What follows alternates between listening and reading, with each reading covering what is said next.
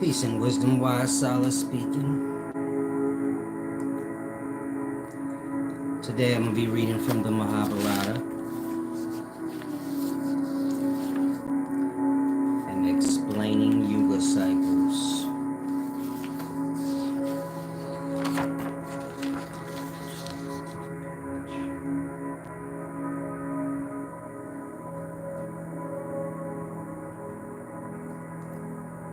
This is the order of days. The order of days in the cosmos. Man, star, galaxy, so on and so forth. Now I want to read a couple of verses from the Mahabharata, chapter 231. Hopefully everyone's well.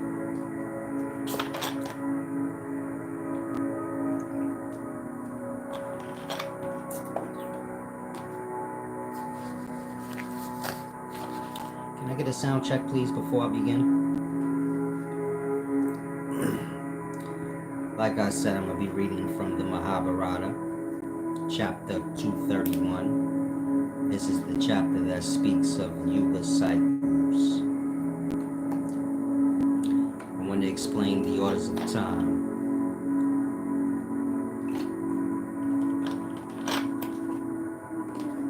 Now, I'm not sure how many of you guys read the Mahabharata before. This is like your Vedas.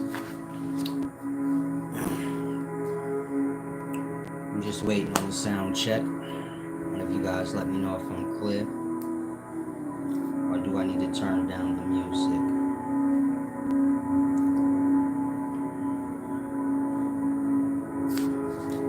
Peace and wisdom, love.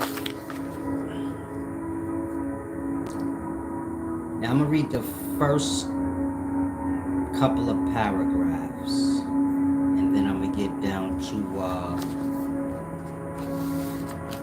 the Rishi explaining time. Now it says,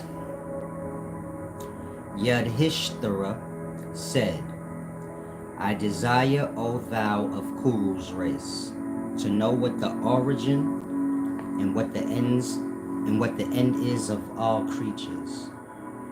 What is the nature of their meditation, and what are their acts? What are the divisions of time, and what the allotted periods of life in the respective epochs?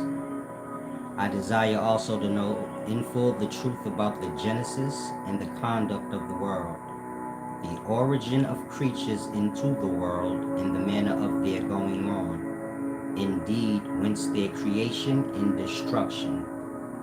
O best virtuous person, if thou art minded to favor us, do tell us this about which I ask thee.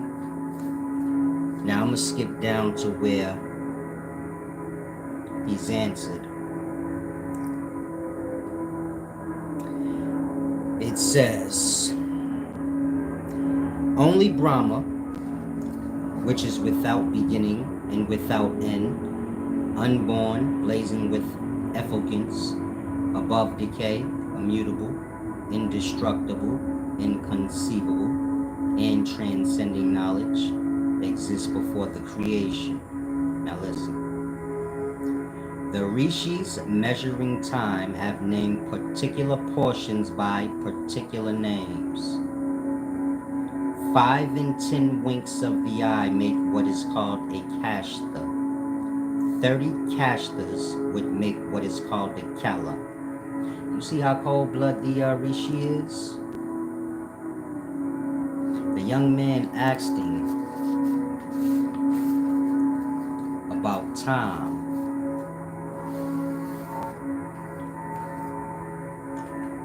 Blood went down to the seconds. He said 5 and 10 winks of the eye, that's 15, make a kashta. It's like 5 seconds. 30 kashta would make what is called a kala. 30 kalas with the 10th part of a kala added, that's 33, make what is known as a Muhurta. 30 Muhurtas make 1 day and night. 30 days and nights are called a month, and 12 months are called a year. Persons conversant with mathematical science say that a year is made up of 2 ayanas, depending on the sun's motion, the northern and the southern. The sun makes the day and night for the world of man. The night is for the sleep of all living creatures, and the day is for the doing of actions. A month of human beings is equal to a day and night of the Pitras. That's speaking of the constellations. Meaning, if I ask you guys, what's a month to man? Because it said a month of man, or a month of human beings, is equal to a day and night of the Pitras. You say, what's the Pitras? What's a month? Whatever a month is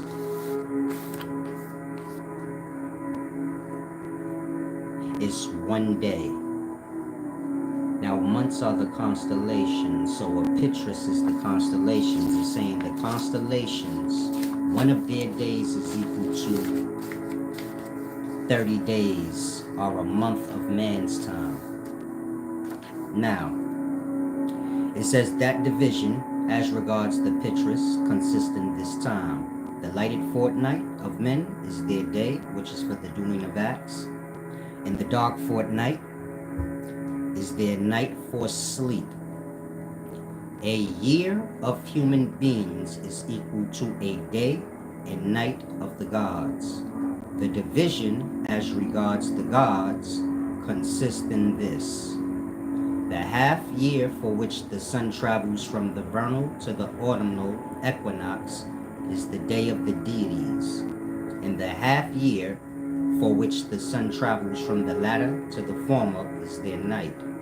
Computing by the days and nights of human beings about which I have told thee, I shall speak of the day and night of Brahma in his year also. Now, I'm figuring y'all hear me, but y'all like, what? Huh? So that's how the Mahabharata reads. Now I'm going to explain it to y'all, using my own wisdom. Because I suppose most of you guys don't understand any of those words anyway, like the names and things. This is your order of days. First circle, you have day and night. That's man. Man wakes up, goes to sleep. This is the time of his existence within himself. The second circle, winter and summer. That's a day for the star. Meaning that second circle is just like the first one. It's just 1 day. But 1 day for a star. And that 1 day for a star makes for a whole year for man. Now the third star, or the third circle, this is a year, 1 day for a galaxy. And that 1 day for a galaxy makes for 1 year for the star and 1,000 years for man. Now, if any of you guys want this, this is a calendar, cosmic calendar I made. But if any of you guys want these images when I'm done, let me know. So this is your order of the cosmos. Man, solar body, and your galactic body, all being a day on its level, but causing for more time for the levels within it. So solar bodies are within galaxies. Human bodies are within solar systems. Now, the graph I just showed you,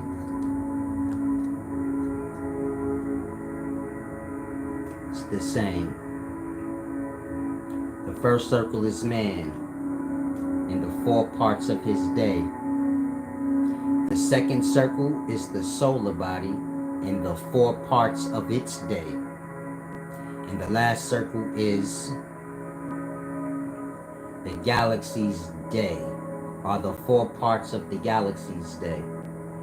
Now,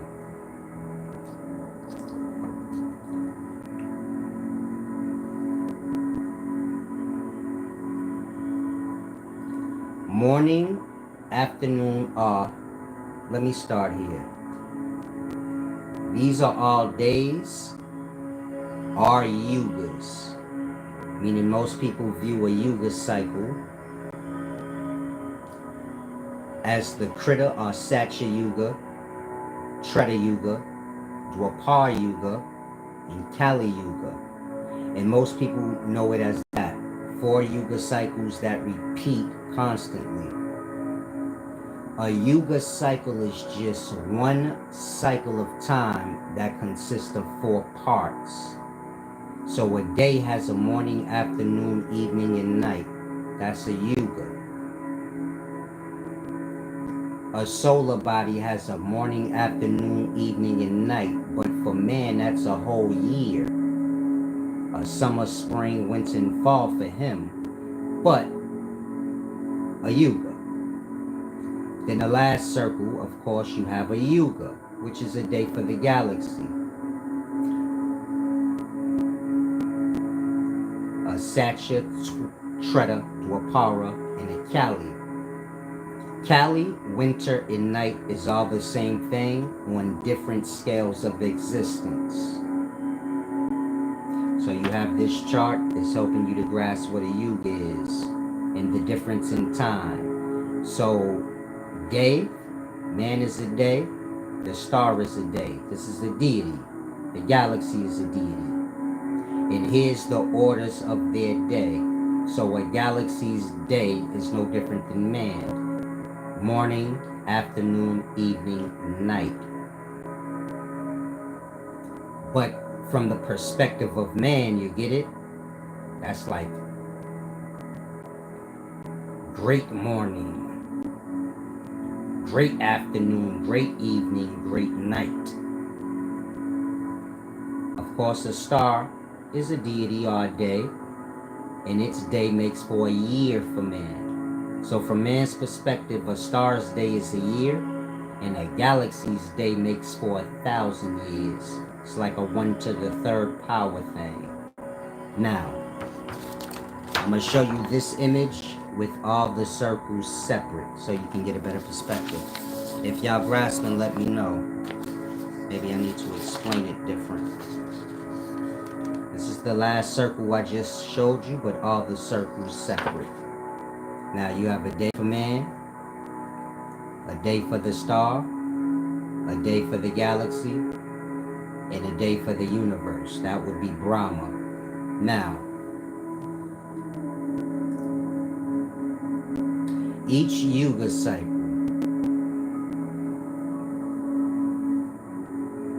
has its 4 parts, and each part is lessened by a 4th, so to say. Now, when you're dealing with day, let's say you got,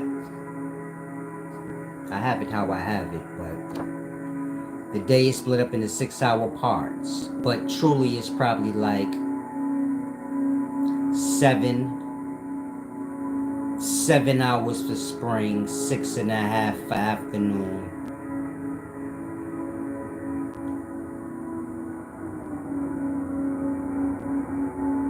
5.5 for evening, and 5 for night. That'll give you 24 hours. When you get to the day for a star, which is a year for man, so it's lessened. 93 days for spring, 92 for summer, 90 for fall, and 89 for winter. Now when you get to a day for a galaxy, so it's the same, it's lessened by a 4th. That's like spring, 4,800 months. The Treta, or summer, is shortened by a 4th, 3,600 months. Dwapar, or evening, shortened by a fourth, 2,400 months. Cali, shortened by a fourth, 1,200 months. That equals 12,000 months. A divine year is the months, the pitris, constellations. So a divine year is 12 months. And 12 divine a divine year is 1 month, and 12 of them equal a year. You get it? So 12 months are 12 divine years equal 1 year. 12,000 divine months equals 1,000 years. The same way 12 months equal 1 year. 12,000, that's like 12 to the third power, equals 12,000 years. And 12,000 months. 12,000 months equals 1,000 years. So in perspective, from the perspective of man, a day for a star is 12 months or 1 year. From the perspective of man. This is just a day for the star. But of course, man is within the star. So from his perspective, his day is his day. But the star's day makes for a whole year for him. 12 months are 12 divine years, which equals 1 year. When you go here, so it's the same. 12,000 months, which equates to 1,000 years. When you get to a day of Brahma, or the universe, 12 million months equates to 1 million years. So from the perspective of man, the star creates 12 months or 1 year's time for him. The galaxy, from the perspective of man, creates 12,000 months or 1 year. The stars in the galaxy, this is just a year for the star, but 1,000 years for man. So a day for man, or a year for man, is just a day for the gods. And 1 year for the gods, which is this, is 1,000 years for man. You follow? A day for the gods is a year for man. A year for the gods, 1,000 years for man. When you get the Brahma's time, you already know, 1,000,000 years. So it's giving you the different aspects of time, you know, man, solar body, galactic body, universal body. The galactic bodies are in the universe, the solar bodies within the galaxy, man within the solar. And so again, this is man. This is a day for man, a day for the star, and a day for the galaxy, a day for Brahma, or the universe. Morning, afternoon, evening, and night for each.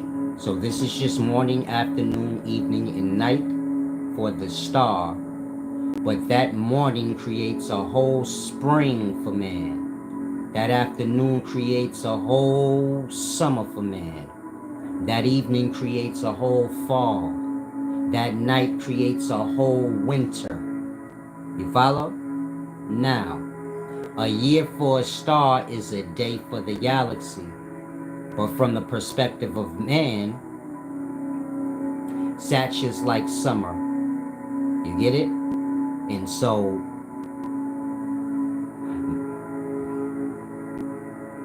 a year, this is a star's year. So this is just spring, summer, winter, fall for the star. But from the perspective of man, is Satya, Treta, Dwapar, and Kali. So from the perspective of man, a star's day make for a year. That's extreme temperatures, you get it? Affecting man's outer.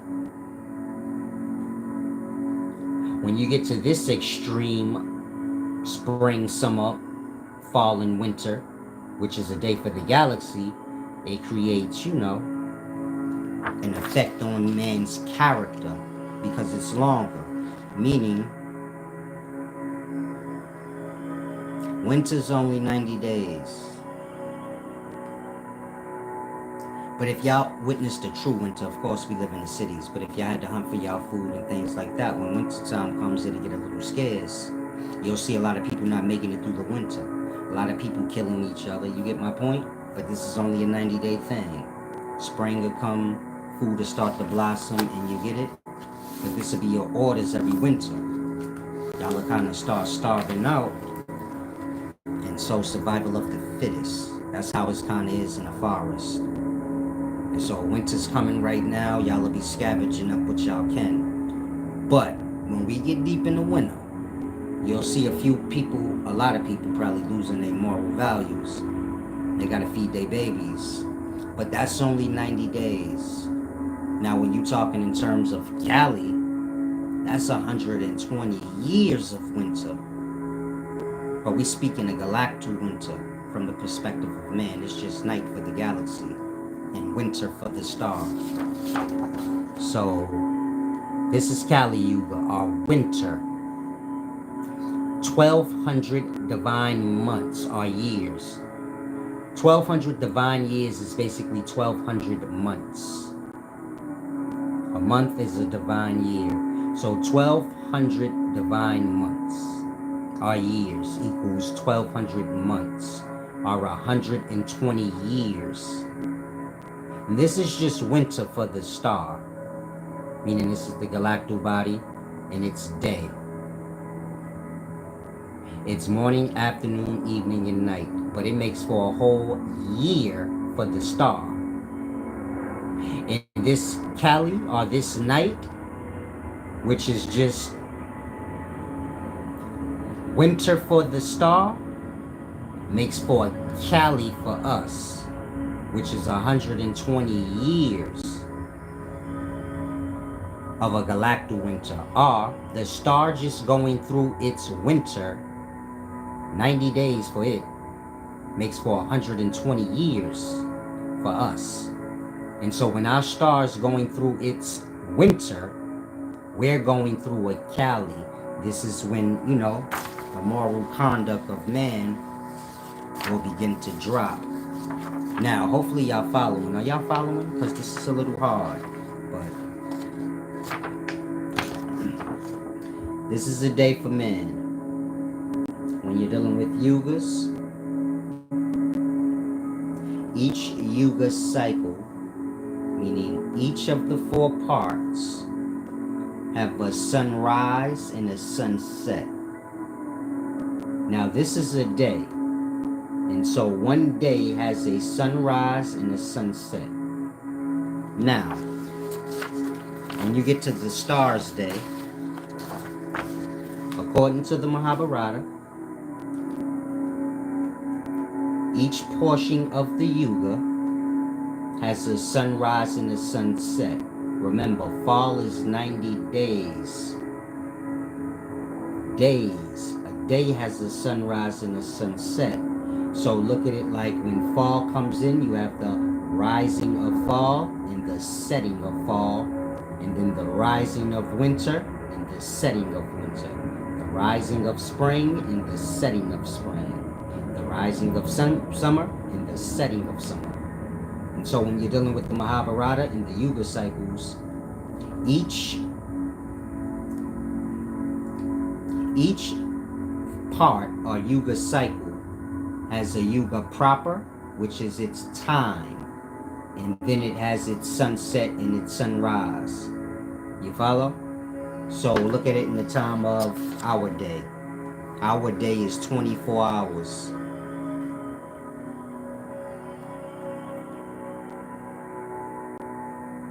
$20 hours, 2 hours for each side of the twilight, meaning sunrise and sunset is 2 hours each, and then the rest of the portion of the day is 20 hours.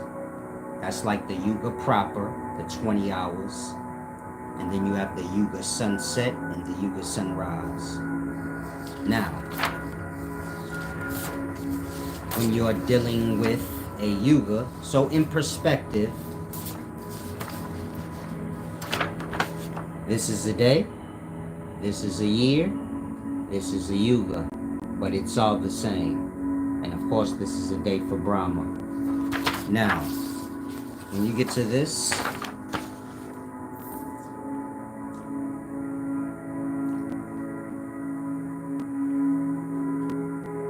your first Yuga cycle, which is 4,800 divine years or 4,800 months.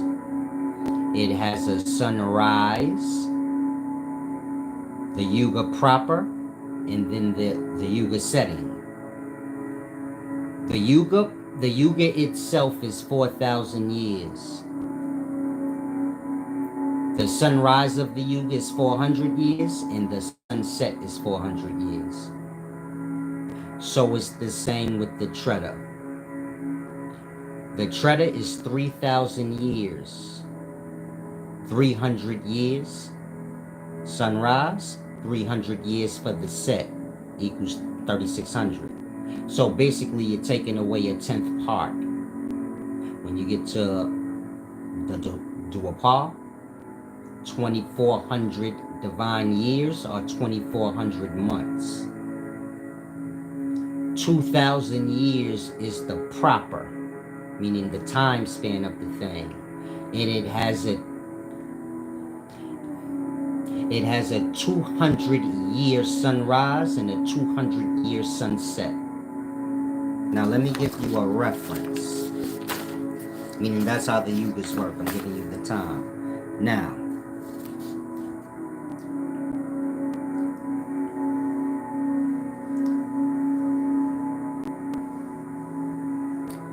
it says, I shall in their order tell thee the number of years that are thus for different purposes computed differently in aspects in respect of the Krita, the Treta, the Dwapar, and the Kali Yugas. It's about to explain what I just showed you. It says 4,000 years of the deities, constellations, basically 4,000 months. 4,000 years of the deities is the duration of the first or Krita age, that's the Satya. The morning of that epoch consists of 400 years, and its evening is of 400 years.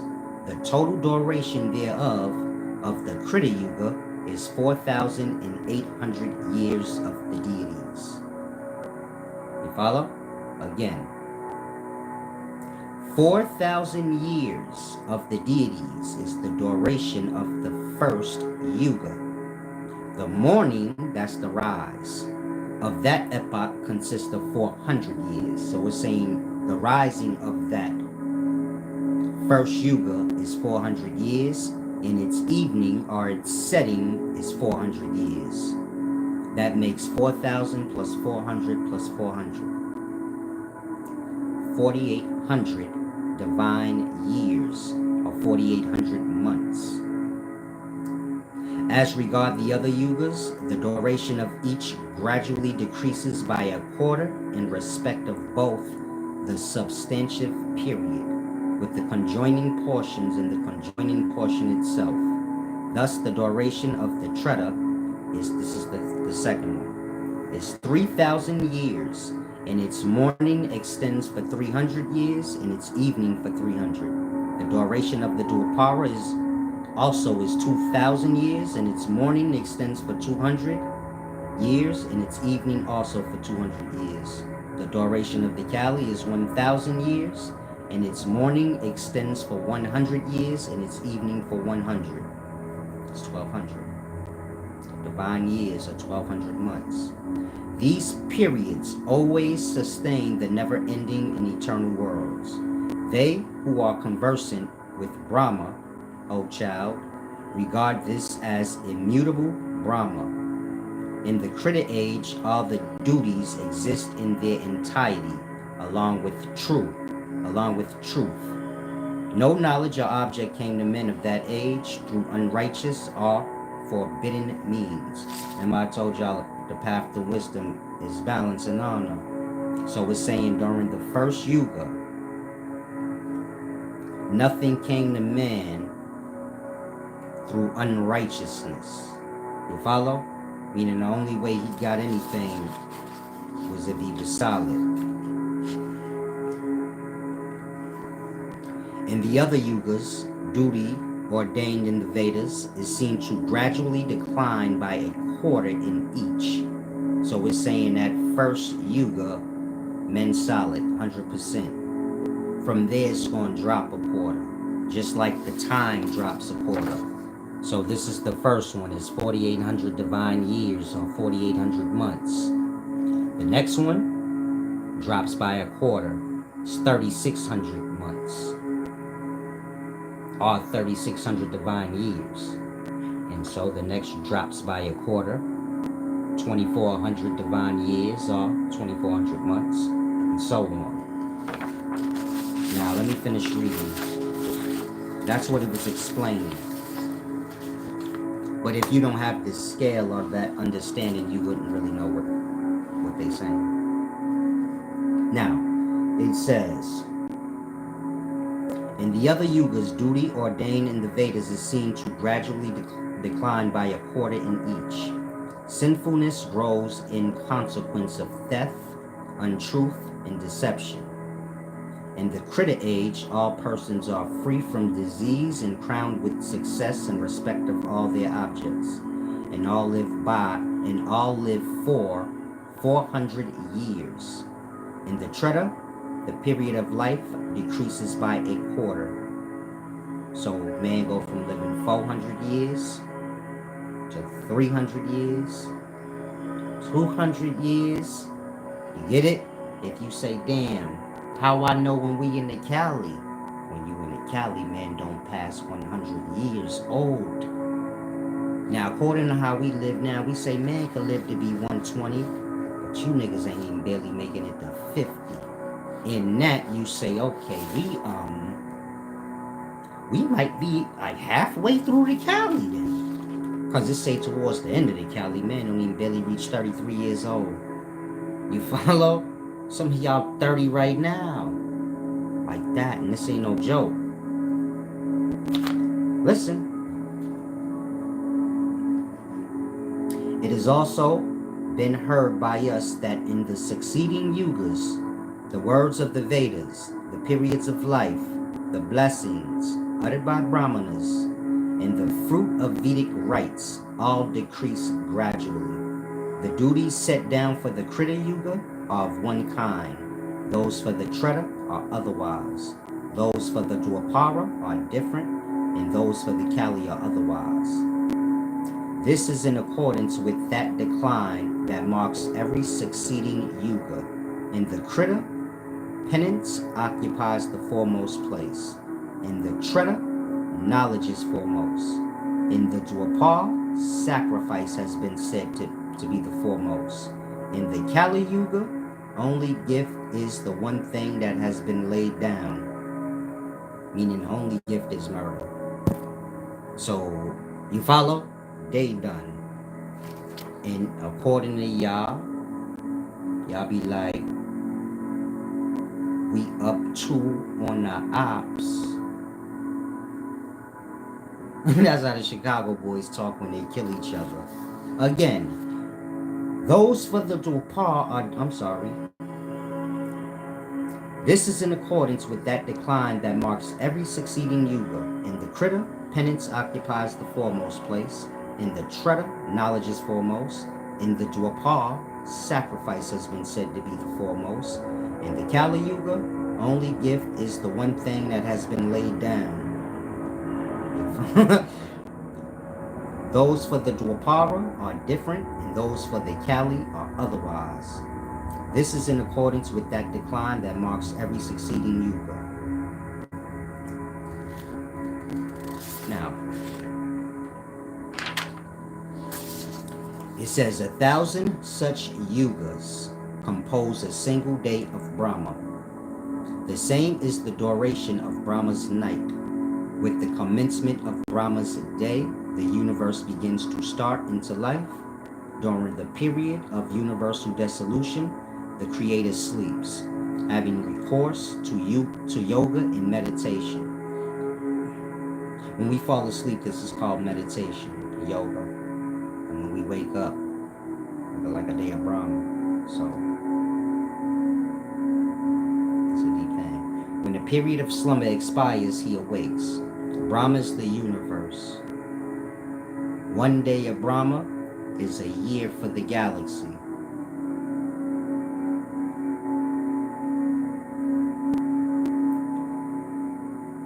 I'm sorry. Yeah. 1 year for the universe. Get the image, y'all, so y'all can see. 1 day for the universe, or a day of Brahma, is a year for the galaxy, meaning summer, spring, winter, fall for the galaxy, which is morning, afternoon, evening, night for Brahma, or the universe. From the perspective of the star, 1,000 years, meaning from the perspective of the galaxy, this is a year. From the perspective of the star, this is 1,000 years. From the perspective of man, 1,000,000 years. So, Brahma's morning, afternoon, evening, night is 1,000,000 years for man. 1,000 for the star, and just summer, spring, winter, fall for the galaxy. Just like a day for the star is summer, spring, winter, you get it? For man. A day for the galaxy is 1,000 years for man. So you got, sorry, wrong one. 4,800 in the Satya, 3,600 months, 2,400 months, 1,200 months. A month is a divine year. 12 divine years equal 1 year. So a month is a divine year. 12 months equals 1 year. Or 12 divine years, which is 12 months, is speaking of the constellations. Those are our months, the deities, the pitras. 12 months is equal to 1 year. 12,000 months is equal to 1,000 years. 12 million months is equal to 1,000,000 years. And this is your orders of a day for man, star, galaxy, universe, all being in one another. So you get it? Man has his day. Because man is within the solar body's day, which is the same as man's, makes for a large differ of time. It makes for seasons. But for the stars, just morning, afternoon, and night. But for man, seasons. Galaxy's day, just morning, afternoon, evening, and night for it. The stars in the galaxy, so, meaning it's the level of life beneath it. So for the star, that's summer, spring, winter, summer, spring, fall, and winter. But it's just morning, afternoon, and evening, and night for the galaxy. From the perspective of man, 1,000 years. And this is where you get your Satya, Treta, Dwapar, and Kali. Basically, the galaxy is morning, afternoon, evening, and night. And the stars, spring, summer, fall, and winter. But for man, it makes for larger seasons. And so 4,800 divine years is 4,800 months, or 480 years. 3,600 divine years is 3,600 months. That's 360 years. 2,400 divine years is 2,400 months. 2,400 months equals 240 years. 1,200 divine years is 1,200 months. 1,200 months equals 120 years. If you add these all up, you get 12,000 divine years or 12,000 months. 12,000 months equals 1,000 years. When our star goes through its winter, it makes for a Cali for us. 120 years of niggas losing their goddamn mind. The same way if there were no stars and y'all experienced real winter, you'd see a lot of killing and things like that during the winter. Now imagine a 120-year winter. Now it's not saying we're going to go through a 120-year winter where we feel winter for 120 years. The star's going to go through winter, and when the star's going through its winter, it's going to affect our emotional state, because this is going to be a 120-year thing for us. Us continually going through our summer, spring, winter, fall. Meaning the star will go through its day every day. You get it? In that, it will make 4 years for us. But when the star's going through its year, which is a galaxy's day, going through its seasons, it's making for this for us. Satya, Treta, Dwapar, Kali. You follow? In that, it's affecting our emotional state. So when the star's just going through winter, 90 days of winter for it, that 90 days of winter become 120 years that our star is going through its winter. And that 120 years, so the dissolution of man, meaning pretty much kill each other off, lose our mind. As you see now, everybody's losing their mind. Angry, high, that's not helping. Drunk, that's not helping. You get it? If you're wondering, like, damn, how man go through Cali and then start bugging out, getting mad dumb, because man decrease 75% in his intellect. Go from 100% intellect to 25%. Basically where y'all are now. Where y'all try to manipulate y'all point. And y'all like to debate about anything y'all can. Like that. Now I'll read it again.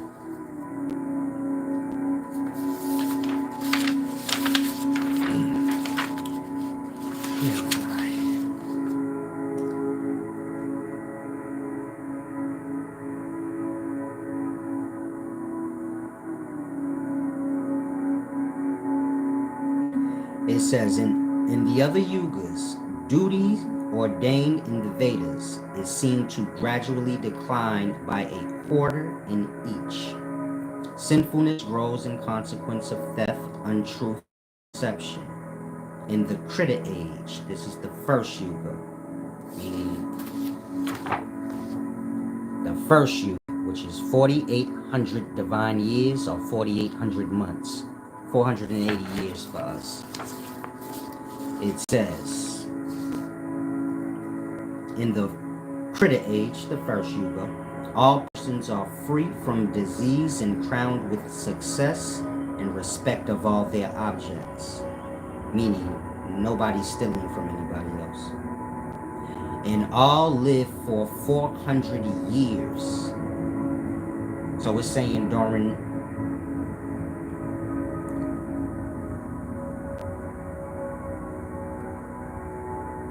your first Yuga cycle, which would be the Treta or the Krita, the Saksha or the Krita, which is 4,800 divine months, divine years, or 4,800 divine months, which is 480 years.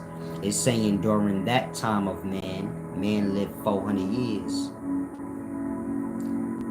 It's saying when you get to the Treta, which is the Yuga cycle after that, man lived 300 years. The Treta is 3,600 divine years or 3,600 months, 360 years. Man lived 300 years during that Yuga cycle. When you get to the Dwapar Yuga cycle, this is the one that's 2,400 divine years or 2,400 months, which is 240 years. Man lived 200 years. When you get to the Kali Yuga, which is 1200 divine years or 1200 months, man lived 100 years. You follow? The time span of the season. In that, if I ask any of y'all, what's the time span of man? Meaning, how long do we live? Most of y'all will say 120 years. This is the time span of the Kali Yuga. 1200 divine months are 1200 divine years are 1200 divine month, are 1200 months. 1200 months equals 120 years. So your Kali cycle is 120 years. But the men of that time will only live, if they lucky, to be 100 years. You get it? And so it says, in the Krita age, all persons are free from disease and crowned with success in respect of all their objects, and all live for 400 years. In the Treta, the period of life decreases by a quarter. If you take away 1/4 of 400, that's 100. That leaves you 300. So we're saying in the Treta, man lived to be 300, and it will keep decreasing by a quarter. It says, it has also been heard by us that in the succeeding yugas, the words of the Vedas, the periods of life, the blessings, and the fruits of Vedic rites all decrease gradually by a quarter. The duties set down for the Krita Yuga are of one kind, those for the Treta are otherwise, those for the Dwapara are different, and those for the Kali are otherwise. This is in accordance with that decline that marks every succeeding Yuga. In the Krita, penance occupies the foremost place. In the Treta, knowledge is foremost. In the Dwapara, sacrifice has been said to be the foremost. In the Kali Yuga, only gift is the one thing that has been laid down. The learned say that these 12,000 years constitute what is called a Yuga. Follow? These 12,000 years of the deities constitute what is called a Yuga. It's basically saying these 12,000 divine years. A divine year has to do with the constellations. The constellations are our months. So like I read in the beginning, where it said,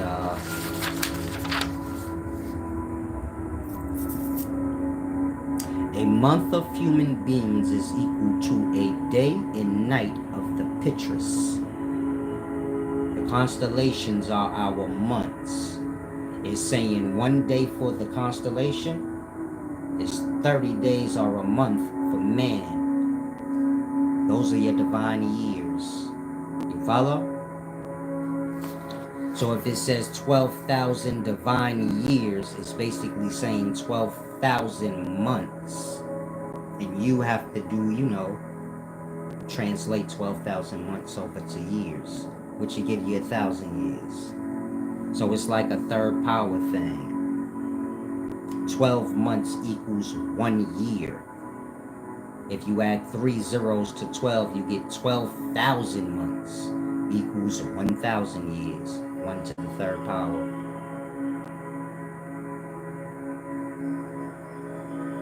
$12 million months. If you translate that over the years, you get 1 million years. So it's like that. You get it? And that's what the text is basically explaining. Now it says, 1,000 such yugas composed of a single day of Brahma. The same is the duration of Brahma's night. With the commencement of Brahma's day, the universe begins to start into life.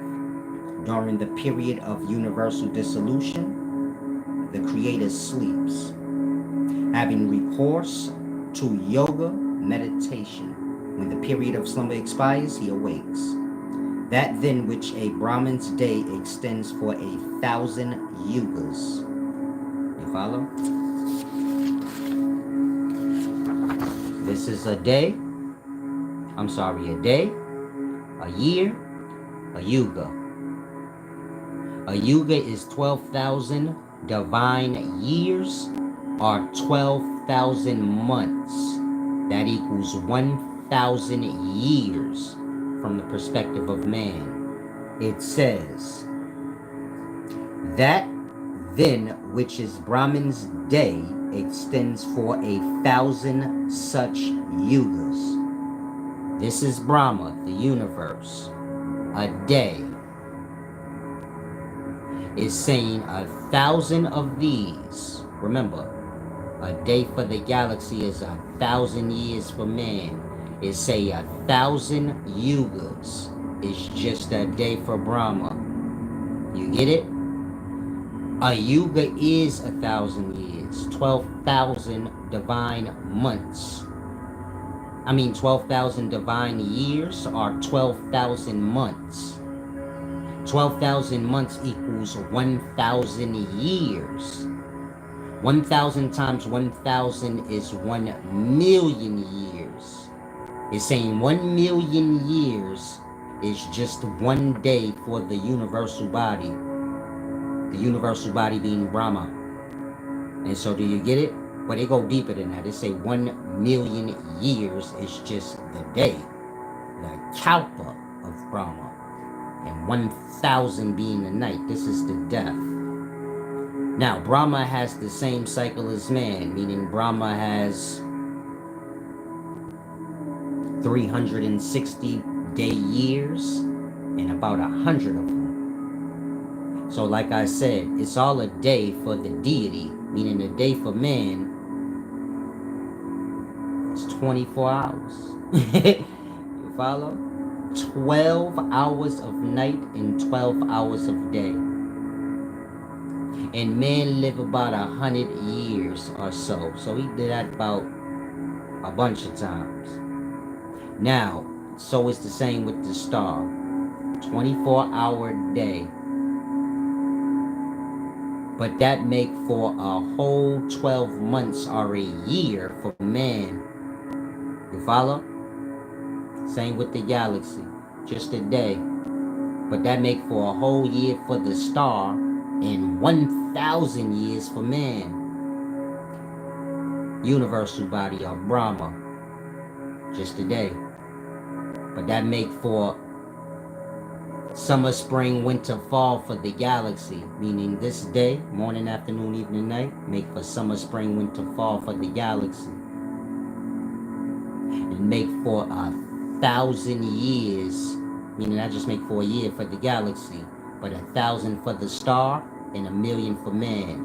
So we go like 1 to the 3rd power, 1 to the 6th power, 1 to the 9th power, like that. That's the orders, you know, the power of 3, 6, 9. What's his name? Nikola Tesla. As Nikola Tesla would say, if man can grasp the power of 3, 6, 9. The universe is moving in threes. You get it? 12 months equals 1 year. 12,000 months equals 1,000 years. 3 zeros added on. 12 million months equals, 12 million months equals 1,000,000 years. So, that's what the text is saying. That then which is Brahman's day extends for 1,000 such yugas. His night also extends for 1,000 similar yugas. They who know this are said to know the day and the night. On the expiry of his night, Brahman, waking up, modifies the indestructible shit by causing it to be overlaid with avidya. He then causes consciousness to spring up, whence proceeds mind, which is identical with the manifest. Basically saying whatever is created, it will have mind like Brahma. Was that clear? Do you guys grasp? I'm not finished all the way yet, but y'all are quite quiet. Must be interesting. This is interesting, huh? I'm really wise, huh? Now this is why they say I have ego. You got Indians in the Far East, man. Sheiks. What's that guru call himself? A yogi? That's right. This little black nigga just broke down our text, blood, and we had it wrong all this time. We go deeper than this, but I'm just... But if you ever wondered, man, why they say he got ego? Seemed regular to me. What's that? And I'll break down Christianity. It's just a pope say how he know that and I don't. And it's my shit, like. Y'all ever heard Sadhguru break this down how I just did with the accurate numbers? Because y'all have the inaccurate numbers. Meaning they think 4,800 divine years equals... They think they supposed to do 4,800 times 360. They don't understand the orders of the constellations, the star, the galaxy. Meaning your common Hindu follower, he ain't a scientist. In that, he don't get what it's saying. You follow? Same with most of y'all. Y'all ain't scientists. Y'all don't understand the orders. You know, atom, molecule, cell, organism, planet, star, constellation, galaxy, universe. Dos verse, tres verse, quatros verse, cincos verse. I didn't make that up. Uni. That's like uno. Uno verse, dos verse. Cosmos is Spanish blood. This is why God is Jesus. It's a deep thing, isn't it? I was just playing. I was just playing about that last part. I know some of y'all stupid, like, oh, that was deep. I made that last part up. The Cosmos ain't Spanish. Whoever's doing this, they're Spanish. You know? I mean, whoever named the universe, they were Spanish. Whoever named God Jesus, you know, Jesus, they were Spanish, you know. Cosmos is not Puerto Rican. They're black, everybody knows that. What color is this? Black! We don't have to argue about that. Everybody knows the cosmos is black. But whoever's documenting everything, they're Spanish. You don't have to ever question that. But the God's name is Jesus, so universe, that's uno, dos, tres, cuatro, cinco, de mayo. I'm sorry, I like to have a little fun. I was reading straight through. I ain't get to have no fun this video. Y'all know me, I got to enjoy myself. Big baby. Now let me get these papers back in order. Like I said, if any of you guys want this calendar that I put together with everything written, would you guys be interested in buying this cosmic calendar? And I'll give y'all some jewels on the back of it. Like, I'll put all the number breakdowns on it so you can grasp. And I'll also, because this has to do with astrology. This is how astrology starts. So you know how y'all be watching like people that do astrology? And I told y'all like that's fake astrology. They don't really know what they're doing. They're just capping on y'all. It start here. This is how your ancient fucking rishis and yogis would have learned. You get it? So it would have started like this. Say, Solace, I want to learn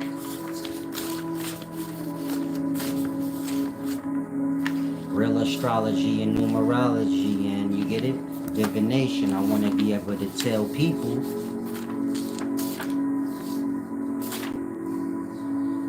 the path of their life and stuff. So it starts like this. The rishis measuring time have named particular portions by particular names. 5 and 10 winks of the eye makes for what is called a kashtra. It's like 5 seconds. That's your first day. Meaning the rishi so cold-blooded, he know every order of Yuga. You see how I told you? Man is a day. That's a Yuga, you know? A cycle of time that has 4 parts. A star, which is a year, has 4 seasons. This is a day too.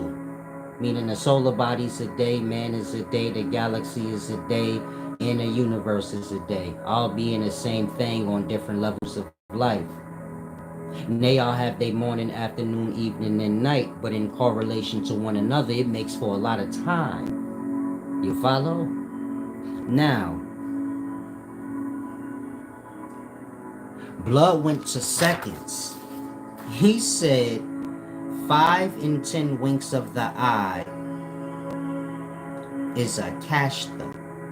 He's telling Shorty a day on second time. Meaning you got atoms, molecules, cells. He went all the way to atoms. Told him what a day was on atoms level. In the perspective of man, a day on the atomic level ain't shit but 5 seconds to man. But the Rishi so cold-blooded, he said 5 in 10 winks of the eye makes for what is called a kashta. 30 kashta would make what is called a kala. That's minutes. Told him what a day was on minute time, which is a day for the molecule level of life. You get it? Blood cold-blooded. He said 30 kalas with the 10th part of a kala added. That's 33. He said that makes what is known as a muhurta. That's a day for cells. He just basically gave him the time of day for atom, molecule, and cell from the perspective of man though. You follow? Atom time, a day for atom is seconds for man. A day for molecule is minutes for man. You follow? A day for a cell, hours for man. 45 minutes. You get it? And then a day for man is a day for man. The Rishi broke it down to him. Are y'all following? Meaning,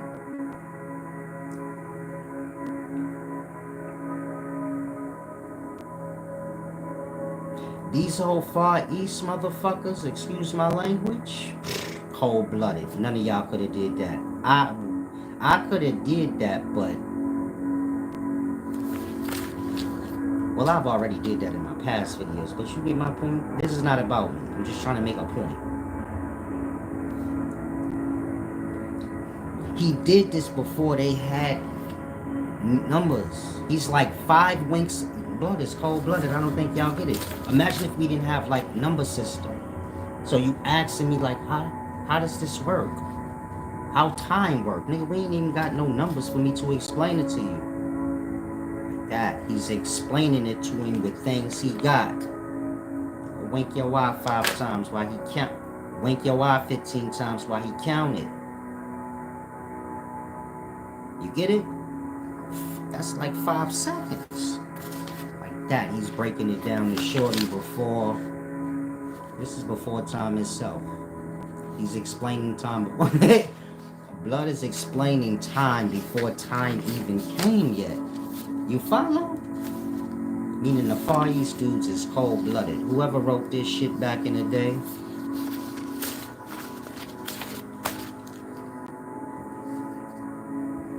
these the type of cats I'd bow to. Humble servant. I'm just here to listen. That's it. I'm just listening. And so it's a deep thing. Now, it's still good, meaning the modern way we understand it is inaccurate. The times and all of that. But your people from the Far East, you know, that translated this stuff into English. Maybe they didn't, maybe English people did, but those that documented this, and then it was translated in the number system, was all knocked out of whack, because they're speaking in kashtas and things we don't understand.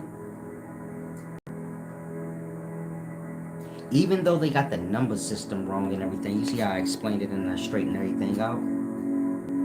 It's still good that they didn't get it all the way right. Meaning even if they messed up on certain parts, it don't matter. Because I wouldn't have been able to explain it to y'all right if they didn't. You get my point? Meaning if the text wasn't translated to English, well, y'all would have never got this video. And you would have never got it right. I wouldn't have been able to do it right for you. I don't speak however they wrote.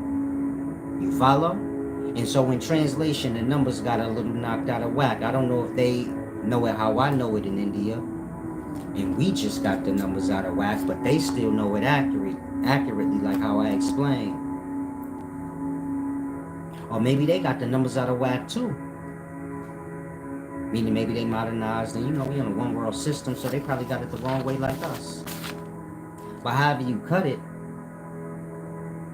the translation and the numbers being wrong and all of that, it's all steps to the overall point, if you get my point. Like I said, I wouldn't have translated this shit in that. So if you somebody from the Far East and you like, man, he has ego. Not because I have ego, but I get it. I just broke your shit down, so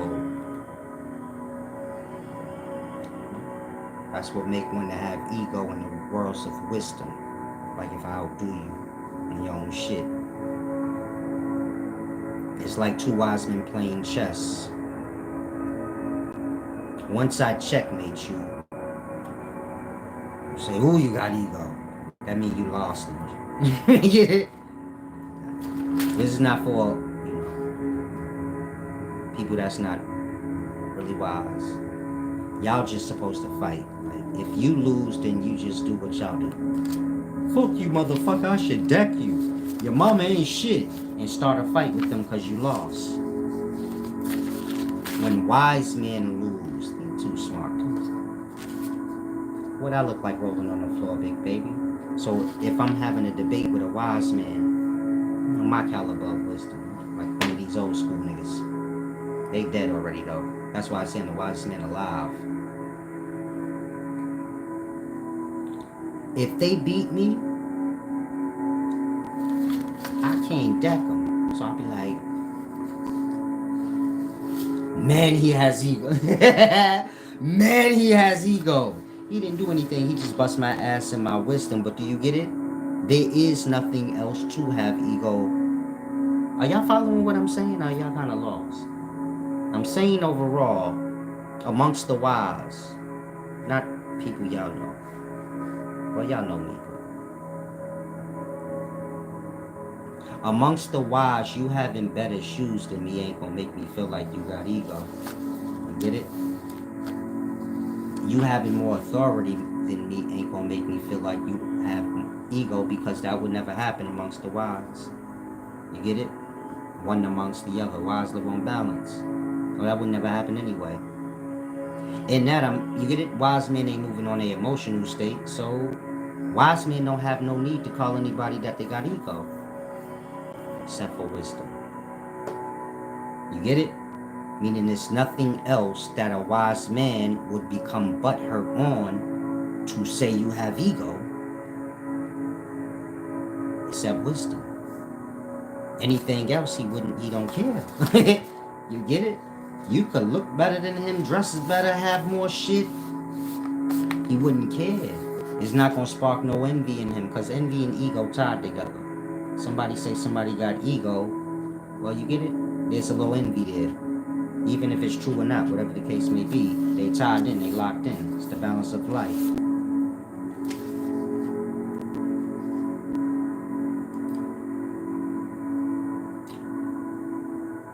Even the best of the wise men, so they're gonna get afflicted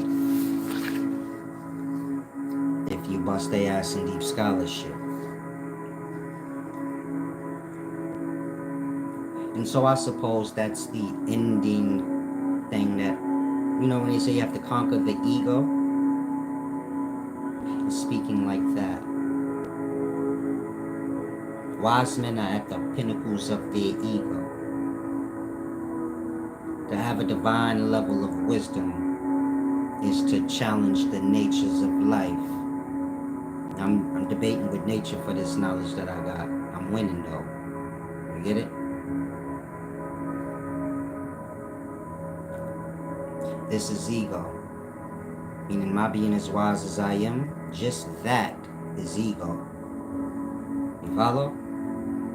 It's like saying, I want to peek into God's mind, but I'm not supposed to, but I want to. I want to know.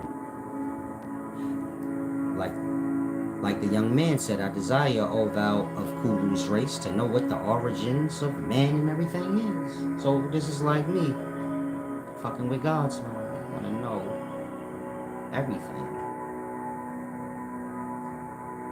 This is ego. But this is the only way one can get wise. We're not speaking the ego y'all know of. Like I said, the ego y'all know of is just child's intellect. It's based on one's emotional state. If you feel like shit, somebody got ego. We're not talking about that. We're talking challenging one's own stupidity. You follow? Challenging God intellectually, in perspective. And this is the goal. You get my point? Y'all have to become wise. This is why y'all here. But you have to, the ego have to be raised. It's like I told y'all in the past. Your ego have to raise to its pinnacles, its glories, which is a perfect balance. This is you at your most confident, your best. People may see it as arrogance and whatever, but you won't be doing anything arrogant. You get it? You just raise the ego. Now, of course, the ego gonna get knocked down a few times before you get to that pinnacle. You get high in ego, or you start to become great. The ego raises. You get a little out of pocket. You get crushed. Of course, the ego will keep ascending, meaning most people, they pick up, they get back up, dust themselves off, have another glorious moment, and then their ego is back. And it raises until it can't go no more, it get knocked down. But you get it? Every time it dusts itself off and raise up, it's raising up higher than the first time. Y'all had ego when y'all was kids, then y'all got y'all ass bust and felt like shit. But you got more ego now than you did then. You follow? We get crushed in our ego, but then as time goes by, we find ourselves with ego again, greater than the last. In that, you grasp pressure bust pipes. Every time the ego is broken down, it come back together if it do. More glorious than the first time. We're not speaking arrogance and, like I said. Hopefully y'all was paying attention to all those lessons I gave y'all on ego and humility. Then you could probably follow what I'm saying better. If not, you're going to get lost into, you get it, the lack of intellect you have grasping. Most people, intellect is the emotional state. One has to mature or evolve beyond the emotional mind to the logical mind. Or evolve beyond thinking emotionally and thinking logically. This is when the mind opens up. So most of y'all still think with y'all emotions. In that, the mind, it doesn't work. Y'all can just argue for the most part, or want y'all way. You follow? The discussion with y'all have to be, somebody got to be right, somebody got to be wrong. Can't just be a flow. But this is all dependent on the emotional state, meaning most people think with their emotions. They don't view it that way, but they do. Just like a kid thinks with their emotions, their like and dislike. And some things they dislike, most things kids dislike is good for them. And most things they like ain't, but they kids. But this is what they thinking on. Meaning their thoughts is based on like and dislike, or they feelings. You can't trust your feelings. Only your logic. Once the emotional state get tangled in, it's best to not say anything or try not to think anything if you can, because you already know the mind gonna serve the emotional state. So if you come to find yourself angry, try not to think, you get it? You ain't gonna think, but Try not to get, meaning the more angry you get, the more your mind gonna serve that emotional state, and you get it, you're gonna start to get angry thoughts. These angry thoughts, well, as actions, they will have you in jail. Angry thoughts lead to angry actions, and angry actions is definitely gonna have you in jail and somebody else in the hospital. And this is not a good manifestation. But most think with the emotional state, not their logic. And so everybody has to evolve from the emotional thinking to the logical thinking. But overall, the only way for one to become wise is they have to understand the ego and the raising of this ego. You get it? The conquering the ego. When I say conquer, I'm not talking like kill it. I'm speaking more like knowing it and controlling it. You get it? To conquer a thing is to control it. So some of y'all have y'all negative emotional states. You have to conquer it. This is where you can control it. You may get angry, but the logic is still working. Where you like, I'm mad, I'm 2 seconds from slapping the shit out of this nigga, but I'm not. Like that. Where you feel the emotion, but you're above it. You get it? Same way you cut your hand. You get it? You can feel it, like, ooh. But you might not cry. You might just be like, ooh, that hurt. You're observing it. You're above it. You're kind of looking down at it, like, okay, this shit burning. Like that. Imagine you get mad, but you're still in the moment, conscious. Where you can actually be the higher voice to yourself. You like, just relax. Just chill out. Some of y'all have that ability, others don't. Like that. You're not lost into your emotions. You think logically. Meaning you have matured or evolved beyond your emotional brain or emotional thinking. Using intellect. And the more you do that, you get it? The more you will pull from your emotions. Of course, to somebody that's emotional, so you're going to have to find the balance. Because most people are living on their emotions. They're going to view your logic as, that don't hold no merit. You get it? If a woman tell you, you broke my heart and I hate you and I want to do something to you, she don't care how much sense you making in that moment, it wouldn't matter. You get it? When a person is emotionally hurt or thinking on their emotions, the ears don't work. Neither does the brain. And that you're not going to get through. And so, as a logical person, you have to understand emotion. Meaning, evolving beyond your emotion. Thank you to whoever gave back. Evolving beyond your emotions. Meaning the emotional state is a brain. The heart is a brain. You have 9 brains. There's 9 parts of the soul according to ancient Egypt. Those 9 parts of the soul manifest as 9 consciousness, or 9 organs that are brains.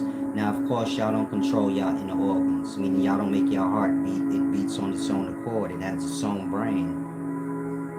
You follow?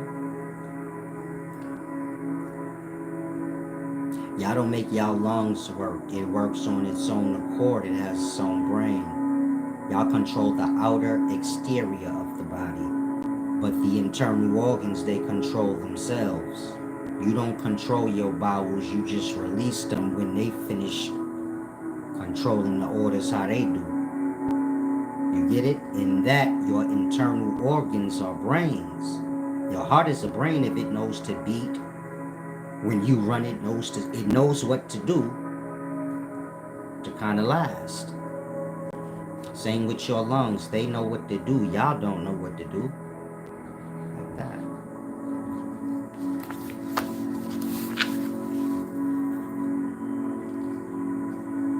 The point I'm making is the heart, which is the emotions. It's a brain, so you can think with your emotional state, not using any logic. One has to evolve beyond the heart are the lesser form of thinking, which is emotions, and get to a logic, or the intellect, the mind.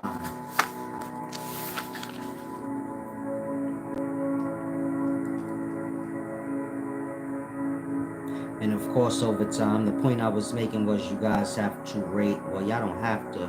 Y'all need to grasp the ego, right? But wisdom is a matter of that, raising the ego, kind of penetrating the consciousness, mind space. You follow? And in that,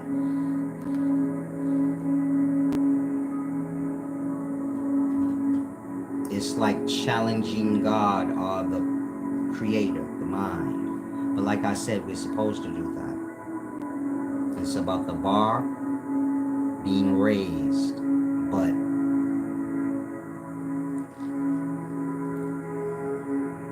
the ego is the way. The same way if you play sports. The higher your ego is, the better you play. The lower your ego is, the more humble you are, then you don't play as good. Now y'all got this humility kick thing going around where y'all think every environment, even in sports, have to be humble. And this boxing ain't shit. They can't fight for nothing. They're playing humble games, politically correct games. They not letting their ego take over. Like Mike Tyson did in his prime. He don't care what nobody say. He say he was God, nigga. And he eat kids. And watch your goddamn mouth. That. Where you can't be stopped in your own brain, and that's that. And you don't want to hear nothing till somebody do it. Like that. You want the ego to get crushed. But you want somebody to do it. Like, you get it? That ego where you like in your God mind. Only like a Michael Jordan or somebody great, they probably get what I'm saying. Like, it's a God feeling that has to be controlled and balanced. So some of y'all never raised in y'all ego. You've been a lesser your whole life, where people like bully you around, tell you what to do, and that you ain't never been in your glory. You ain't never felt that fire inside of you where you like, can't nobody fuck with me, and I'm positive of that. You see how I say with the wisdom king, none of y'all fuck with me, but I'm like positive of it. It's true though. Like that.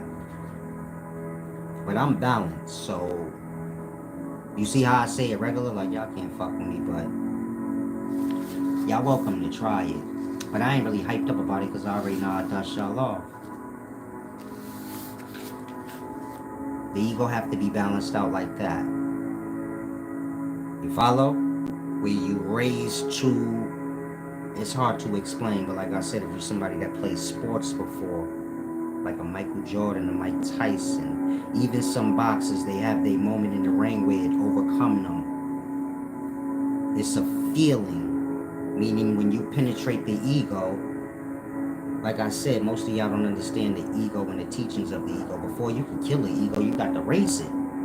So whatever you think you know about the ego, you don't. But the ego is a glorious thing. It's the self, but it have to be, I don't know how to explain it. The ego have to be an eagle.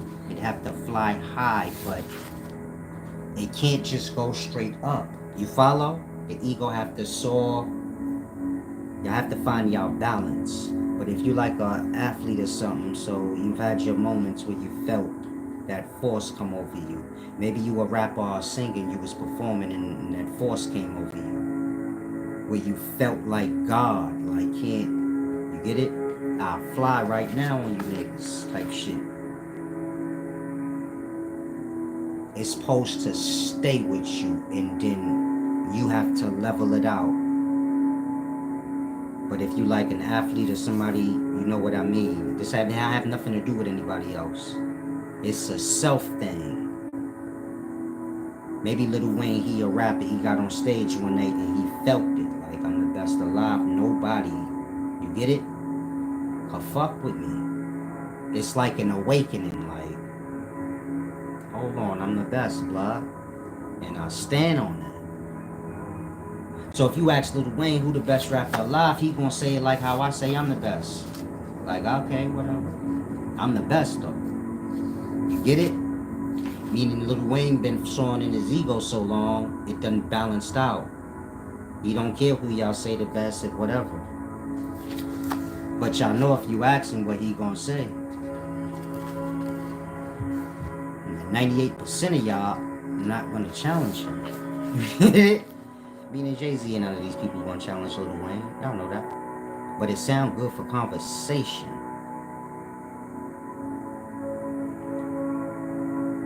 But if you and your great, then you get it. You get my point? Meaning nobody can fuck with Lil Wayne. But it's because of what I just said. He found his ego right. So if you're familiar with him, at one point he was rapping one way and then you get it. He found his ego. Same with Jay-Z. He was rapping all fast and at some point, it dawned on him. I'm Jehovah, nigga.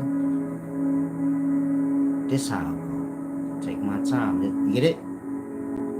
Y'all all have to come into y'all moment of the ego. Most of y'all is gonna get crushed. But over a course, I mean, I'm sure Lil Wayne ego got crushed a million times. The bigger the crush, the bigger the rise. But I'm sure Jay-Z ego been crushed a bunch of times, you know. But the ego have to be conquered. I'm not saying Lil Wayne, Jay-Z, and these people conquered the ego. But you get it? They found it. Most don't find it. And because of this, you get my point. Y'all will cheat, lie, things like that. Instead of just being that thing. But your thing may be something else. Maybe you're not a rapper like Lil Wayne, but you want to be. But you get it? His ego's gonna always. It's a deep thing. I have to grasp, but the ego have to be raised to its pinnacles in regards to wisdom.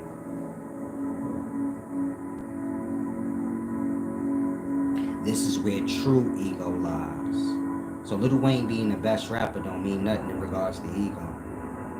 You follow? He the best rapper alive, the best ego. But if you bring him into my realms where he got to be wise now. You get it? I'll destroy his ego. LeBron James, he the best basketball player, I'll say. But if you sit him down in front of me and that he got to defend for himself and mine, and I'll show him how programmed he is. I'll crush him. Wisdom is an awareness, knowing every aspect you influenced and manipulated. You follow? That's why I say when it comes to wisdom, this is where the real ego is. And those other things, man challenging man to raise his ego. You get to challenge God to raise your ego. You just playing. Man ain't nothing. You could play basketball with men all you want, Jordan, but you gotta play God and lose 40 million times before you win one. You get it? This is when the ego, the real ego, meaning y'all have a fake ego. Now we'll challenge your man in y'all greatness. When they go to wisdom, so y'all challenging man, so we'll show you where y'all levels is. But when you get to the real, challenging God, meaning the mind is starting to pose questions that haven't been asked in existence or in current existence. And so there's no answers for these things that haven't been asked, but the mind is starting to penetrate into these questions, challenging God, challenging its own stupidity. And this is when one starts to get wise, meaning God's all open for the challenge. So is the point. Why are you playing with man? You get it? Like that. Like I say, God is within us all. It's the greatness within us all. But we have to rise to the occasion so that the blending can happen. So look at it like that. God is a beautiful jewel within us, but we dirty. Once we can clean the emotional state and the mind out, then the jewel can blossom and shine through. Meaning you and the jewel can blend, but you have dirt all over you. You follow? Or let's say like you the body and then you got this divine soul in you. But you got mad fog and smoke and you get it? If you clean all the smoke out, then the divine soul just light the internal. Then if you smoke it or fog it all, dirty it back up, then you get it, dimming the light. Put a separation between you and the light. Like that. Now, I'm not speaking physical indulgences, but I'm speaking the negativities of the mind, the negativities of the emotional state. They bring a lot of cloudiness inside. And that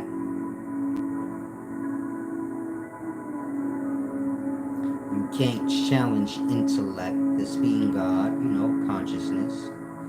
41, salam, shalom. You can't challenge intellect, consciousness, God, unless the self is cleansed out. This is why when a lot of times a lot of y'all get broke and go through your hardship, then you can't indulge in the liquors and the drugs and the partying and all the things that you like to. And because of that little time of hardship you had, you was cleansed too, because you could not afford to indulge. You follow? You go to the club every week and you drink, but for 6 months you had hardship. You ain't hit no clubs. You said, I can't afford to drink or none of that shit right now. You get it? When y'all go through y'all hardships and can't get haircuts and shit like that, and do you get my point? You can't indulge in the things you want. All you got is your bare necessities met. This is when y'all get good. You get it? I mean, like physically. Y'all start to take care of y'all physical self because y'all don't have no clothes and shit like that to cover. You'll clean your shoes, but let's say you don't have shoes, so you're more than likely to clean your feet. Polish your nails, do something. You say, I gotta make the best of what I got. Like that. The less you have, the more you tend to self. The better the outcome of self. This is why dudes come out of jail, they look good, healthy. They ain't had shit. All they had was they self. So he said, I'm gonna work on this song, and I'm gonna work on the other one. Like that. He ain't got soda, coffee, and all that like that to be drinking all day. He got some of it a little bit. But for the most part, he got water. Come out, skin all clean and shit like that. Nigga looking like new money. He got jail mannerisms, but he look good. Like that. Most people start to challenge God when they in their lowest. You see how that works? Y'all get raised up in y'all ego when y'all challenging man and materialism. But you only get ego to challenge God when you hit rock bottom. This is when y'all say, man, shit is all fucking shallow, I need to think. Then y'all start kicking back, looking at people's true nature, putting two and two together. You follow? But this is when you broke going through your hardship. You start seeing clearer. And it's because you challenging the mind space now. And there are no distractions. And so you get it? This is the way to deep intellect. Challenging God, the self got to be cleansed in that way. Meaning your hardship is good. This is the lessons. Most people have their hardships, then their hardships go, then they get lost back into their play. It's like going forward and back. Forward and back. Imagine if y'all go through your hardships, but then y'all keep the mind in that state. Not in the state of you in hardship, but in the state of how you was receiving in clarity. Looking at people from their true nature and not, you get it?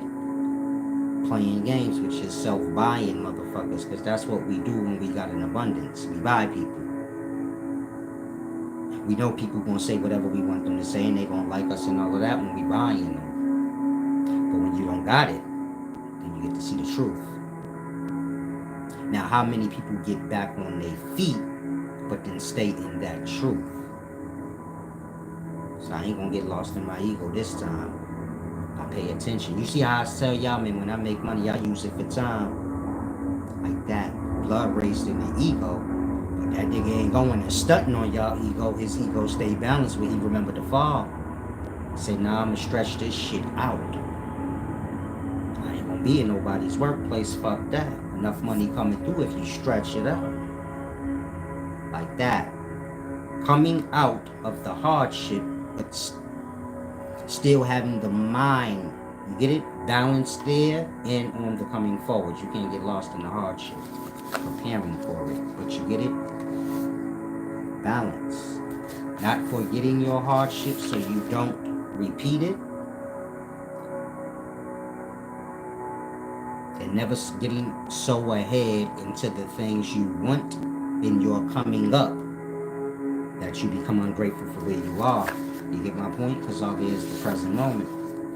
You skip ahead or go back too much, you don't get to enjoy your present. Oxymoron. Present, a gift. Present. Try to grasp. Presto edits. Why did you ask me how old I was? I'm just asking. Salam, shalom. I'm gonna take a restroom break. I apologize. I've been holding it for a while.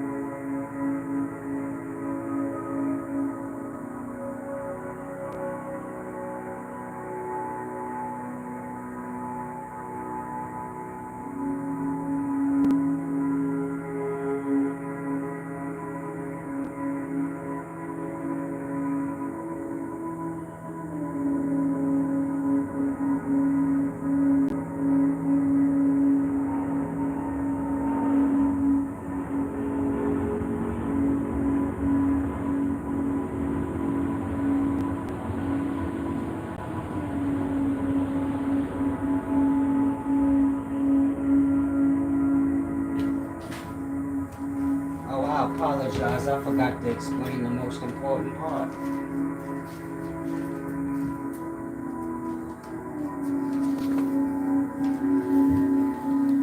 Getting a little dry, dehydrated. Some wisdom, I'm a lover, not a fighter. I forgot to explain the most important part. That being, when it's Kali Yuga. Now, as I read through the Mahabharata for you guys, if you're just now getting in here, I read the Mahabharata, a few verses. More than that, almost the whole damn chapter. I read a couple of chapters, 231, 232. But in it was saying that the first Yuga cycle, man lives 400 years, and it decreased by a quarter of its time, meaning the first Yuga's 4,800 years. The first Yuga's 4,800 divine years are 4,800 months, which equates to 480 years. Man lives 400 of it. The second Yuga cycle, of course, this is speaking of our sun. So, our star goes through its year, which is a galaxy's day. Just like we go through our year, which is just the star's day. A cell goes through each year, but it's just a day for man. So that's the orders of life. A day for the universe, or Brahma, is a year for the galaxy. A day for the galaxy, a year for the star. A day for the star, a year for man. You get it? A star's day is a year for man. A galaxy's day is a Yuga for man. And a universal day is a million years. Now,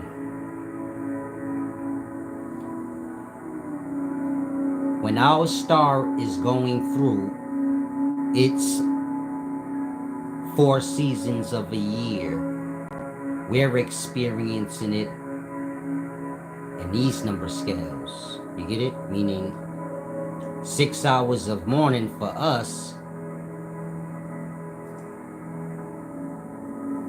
on a solar level, it's just 6 hours, you know.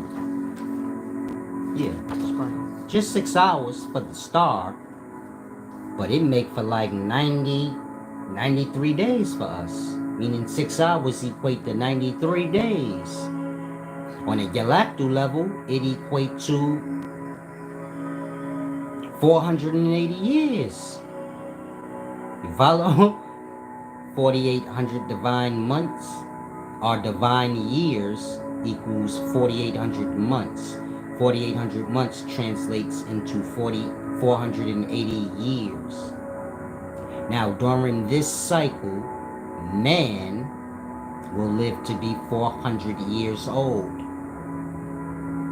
During the Tretis period is only 3,600 divine years or 3,600 months.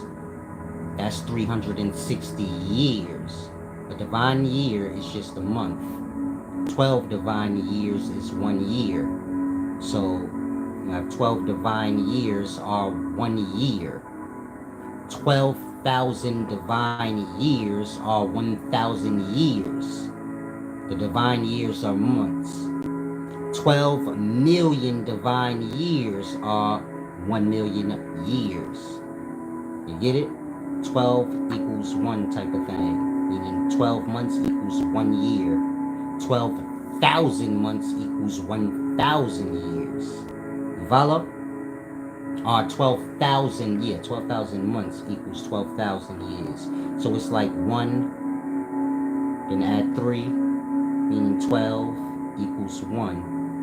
Add 3 zeros to 12 and 3 to 1. There you go. To the 3rd power. Add 6 zeros. You get it? To the 6th power. It's 1 million. 1 followed by 6 zeros. 1 followed by 3. Just 1. You get it? 1 day, 1 year, 1 Yuga, a day of Brahma, or Kalpa, and a Pralaya, whatever. Now, peace and wisdom, I'm a lover. You can go ahead and slide out. Salam, shalom. Now, you have these 4 seasons of the star, which is a day for the galaxy, but it makes for 4 seasons for the star. Now, for us, it makes this large body of time. Then be quiet, love. You're aggravating me. Stop acting like you slow. It's not the place for that. You know what religion is, so stop acting like you stupid. Now, you have these 4 times of day for the galaxy, which is 4 times of a year for the star. And of course, for man, it makes for Satya, Treta, Dwapara, and Kali Yuga cycle. Now, when man is here, he lives 400 years. Of course, this cycle is 480 years long. When man is in the Treta Yuga cycle, he lives 3,600 divine months or 3,600 divine years or 3,600 months, which equates to 360 years. Man lives 300 years during this time. When you get here, 2,400 divine years, or 2,400 months, equals 240 years. Man lives 200 years during this time. When you get to the Kali Yuga, which is the stars' winter and man's great winter, is 1,200 divine years or 1,200 months. 1,200 months equates to 120 years. Man will only live to 100, meaning he won't go beyond 100 years. And the cycle itself is only 120 years. So in perspective, man does not outlive the actual cycle, the men of the time of the cycle. So during this cycle, which is a 480-year winter for man, not physical winter, but it's physical for the star, it's going to affect our character and morals. But thank you for that apology, I'm a lover. I like things like that. I was a little rude myself. This is not religion. I'm explaining the Yuga cycles. This is ancient Far East teaching stuff. But you came in a little late. Rewind it back. I'm going to leave it public so you can see it. When you get a chance, just watch it. It's a little long, but you should grasp. And I'll probably sell these kind of cheap. This calendar, it's about 8 pages. I'll show it when I'm done. But when we get here, meaning when our star goes through its winter, which makes for our Kali season, it's 120 years long. Man only lives 100 years. Now, this season, 480 years. Man only lives 100. Can't outlive the Yuga cycle itself. Meaning, no man will go from one Yuga to the next. You get it? Like that. Those born during the Satya Yuga time, so they lived 400 years. They was deep into the wisdom, real honorable, kind of like babies. Let's not say deep into the wisdom, but more baby-like and honorable in their ways. But I don't want to say like immature like babies, but you know, when you get to the Treta Yuga cycle, which is 360 years, man only lives 300 years. Can't outlive the cycle. And in that, you know, this is the time of wisdom for man. When you get here, 240 years.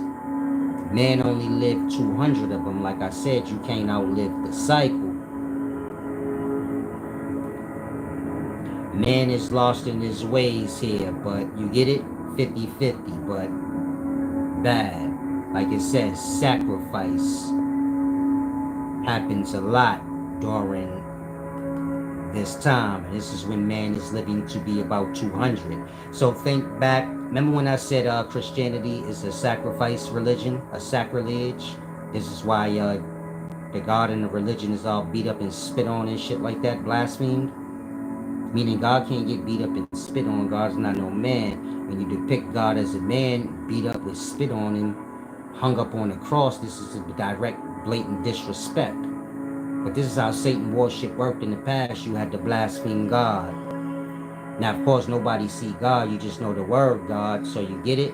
You can't do nothing to God, but you could disrespect God. Fast forward into daytimes, they don't even realize it, Christians. So they say, we gonna worship in the blood of the Lamb. They basically speaking murder on God.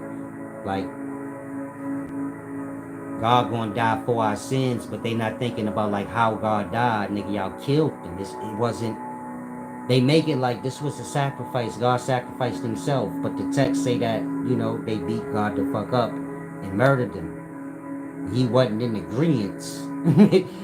So if you asking a Christian and you like, yo, why y'all speak like God was sacrificed, or he sacrificed himself, but according to the story, y'all beat him the fuck up, and he wasn't trying to get, he was pleading his case. He never said like, yeah, I'm ready to get sacrificed and die for the people. He was saying like, I didn't say I was God, and you know, y'all ain't shit.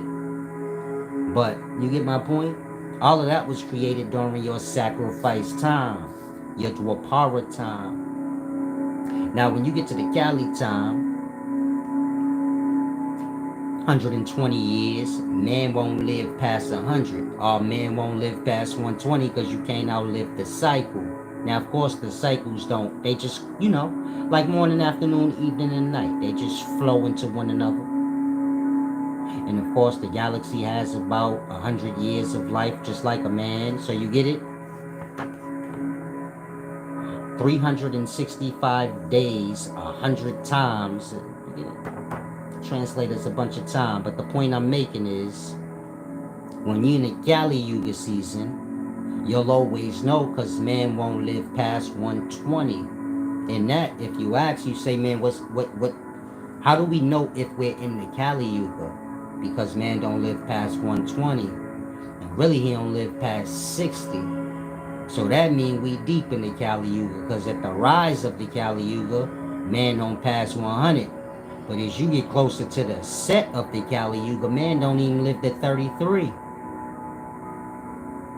Now, this is why this calendar is important, cosmic calendar. You guys know the year. In that, y'all know when winter coming. Y'all know how to prepare yourself. Y'all know when summer coming. Y'all know how to prepare yourself. In terms of this, if I ask you guys, when did Kali Yuga start? Y'all don't know that part. Kali Yuga started in the year 2000. It's 120 years long. It's going to end in the year 2120. The year 2120 is when the Kali Yuga is going to be over. In that means we're 24 years into the Kali Yuga. Man be lucky if he lived at 80. As we go another 20 years in, man be lucky if he lived at 50. Y'all don't know that many people that's a 90. Let's get real. We see a 90-year-old, we like, damn, he kicking in there. My grandma died at 82, something like that. I was, 39 when she died? 38 going on 39. My sister was 40. My sister was 42. My grandma was 82. Her sisters before her, they died at least 5 to 6 years before her. Meaning my grandma's the oldest sister now, but she was the youngest. And they died in their 70s. She died in her 80s. Now let's say when you die, you meet up with your sisters. She 80 years old, they like 70 something. She's the elder now. So like, you get it? That shit is deep. Life is a reverse thing, the going forwards and the going backs. First shall be last, last shall be first. But the point I'm making is, if you understand these Yuga cycles, you'll always know which season of time you're in. And this is important. Meaning we in the Kali Yuga time. And we ain't in the beginning of it. We 25 years in it. It's only 120 years long. And so the worst of it is going to be, the setting of it is when it's going to almost be over. So you dawning into a new day. So the worst of it's going to be in the middle-ish. Like, we at 2023. Let's say 2050. 2060 being the halfway mark.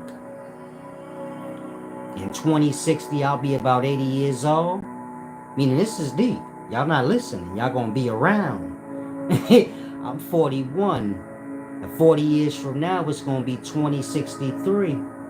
I'm gonna be 81. We gonna be so deep in the Kali Yuga, you get it? People ain't gonna be living to 80. Niggas ain't gonna be living to 50. Now that ain't to say, you get it? You do got a few people around now that's 120 or so. But maybe 4 or 5. Out of the billions that's here, you got a bunch of little kids ain't make it to see 30. More of them than, you get it? Meaning we got more people dying at around 30 than any other age. In that, you know, like, okay, we in the Kali Yuga, where people are dying before they even reach 33. But as we get deeper in it, you follow? Meaning most of the youngins in the daytime, they ain't reached 33, or at least half of them got killed before 33. As we go deeper into it, 75% of the young ain't gonna make it to 33.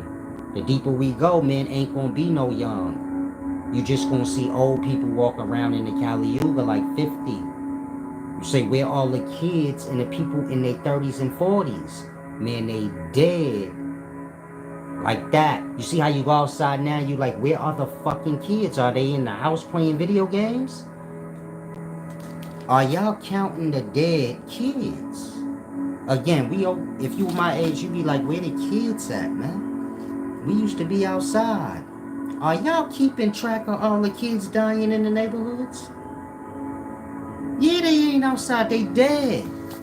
The ones that's alive, they like, I ain't going out there, my boy got his head blown off. Fuck that. The deeper we go in, you get it?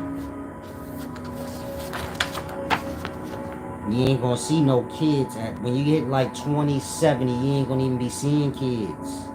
Just people 30, like 20, 30, you ain't gonna see no old people, and you ain't gonna see no kids. People gonna be too disease stricken to have kids. The Kali Yuga go deep. People gonna be disease stricken, not living beyond 40 and shit like that. It's gonna be a bad times, and we in the beginnings of those times. We ain't in the beginnings, but we 20 years in. And so, if you have this cosmic calendar and the understandings of it, like I said, I'll give some of y'all a few, and I'll let the rest of you guys purchase if you want. It'll be like this.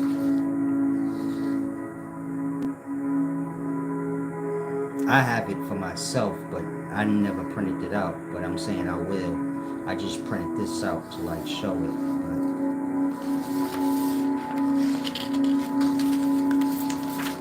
it'll be like this.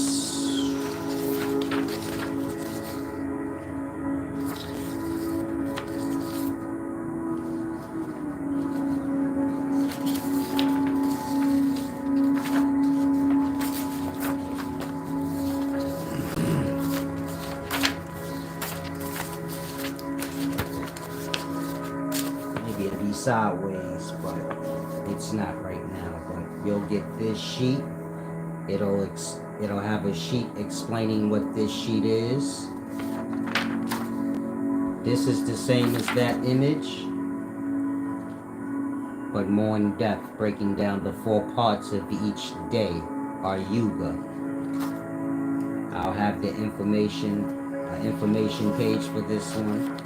Then you have this, which is basically that separated. So the first circle is a day, the second is a year, the third is a Yuga, and of course the red circle, this is your day of Brahma, and so it's just separated so you can get a better perspective. And I'll put the information that go with it, you know, the times, the Yuga sunset, the Yuga rise, the Yuga proper, you know, all the number stuff. Then you'll get them individually. This is a day of man, day of the star, which is a year for man, day of the galaxy, which is a year for the star, and 1,000 years for man. So it says a year for man is a day and night for the gods. A year for the gods is 1,000 years for man. So a day for the gods is a year for man. 1 year for the gods is 1,000 years for man. You might have heard something like that in the Bible or something over time. But you'll get them individually. You'll get the Yuga rise, the Yuga set, you know, the times. Of course, this is the last one, the day of Brahma, our day of the universe. It's 12 million divine years, or 12 million months, which is 1 million years.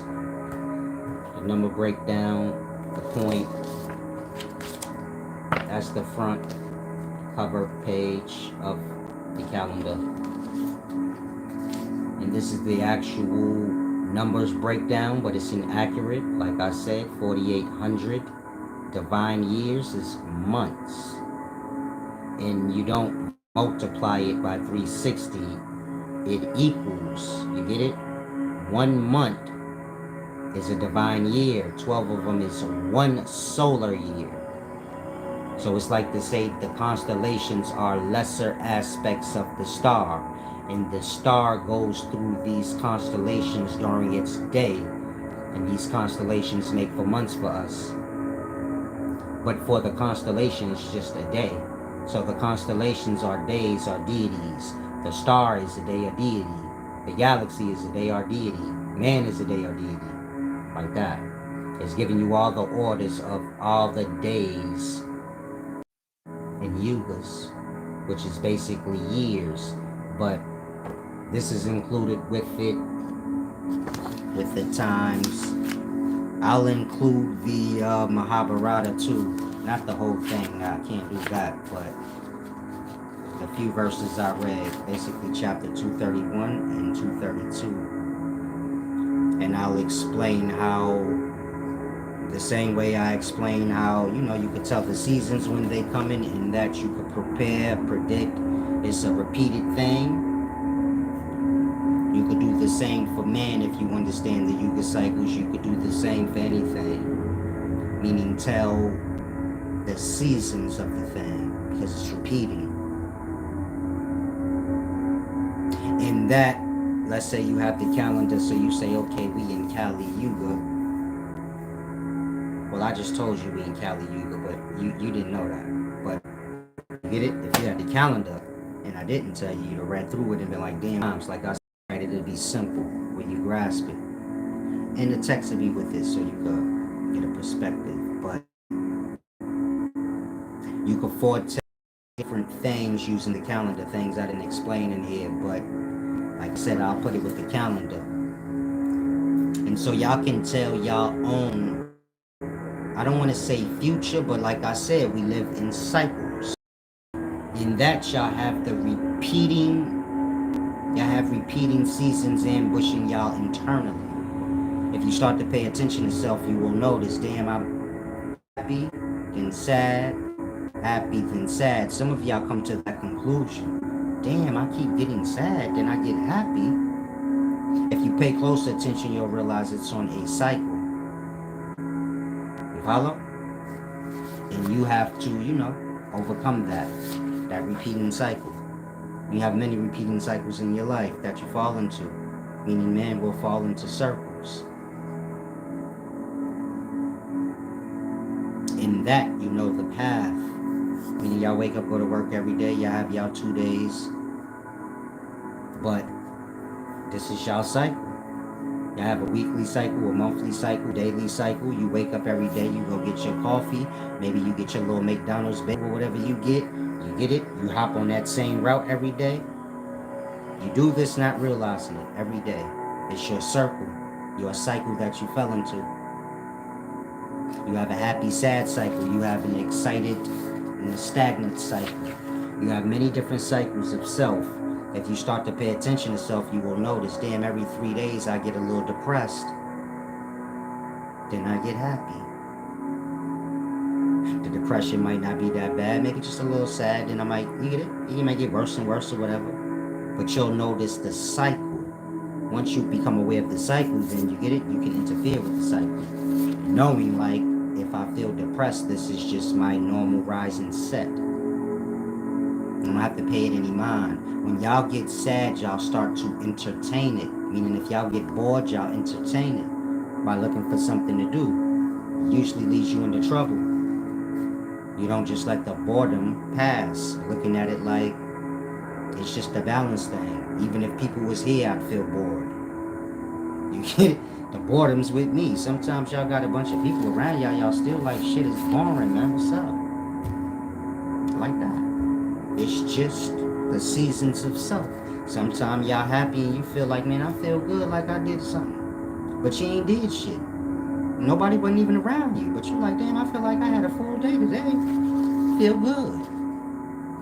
The happiness, the lonesome, all these things is with the self. You have to find your seasons. But this helps you, meaning we're afflicted by the cosmos. If you're wondering, like, why do we have those cycles where we feel sad, happy?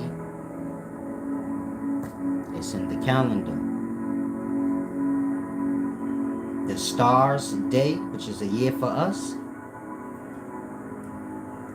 it affects our external, meaning it go hot, cold. This affects us somewhat emotionally, but for the most part, we feel it more externally. When we go through a Yuga, which is a galaxy's day, it weighs more heavy on the emotional state, the mind. And this is how we have those cycles. Like, you get it, a lot of y'all are gonna feel disturbed a lot and emotionally beat down because we in the Cali cycle.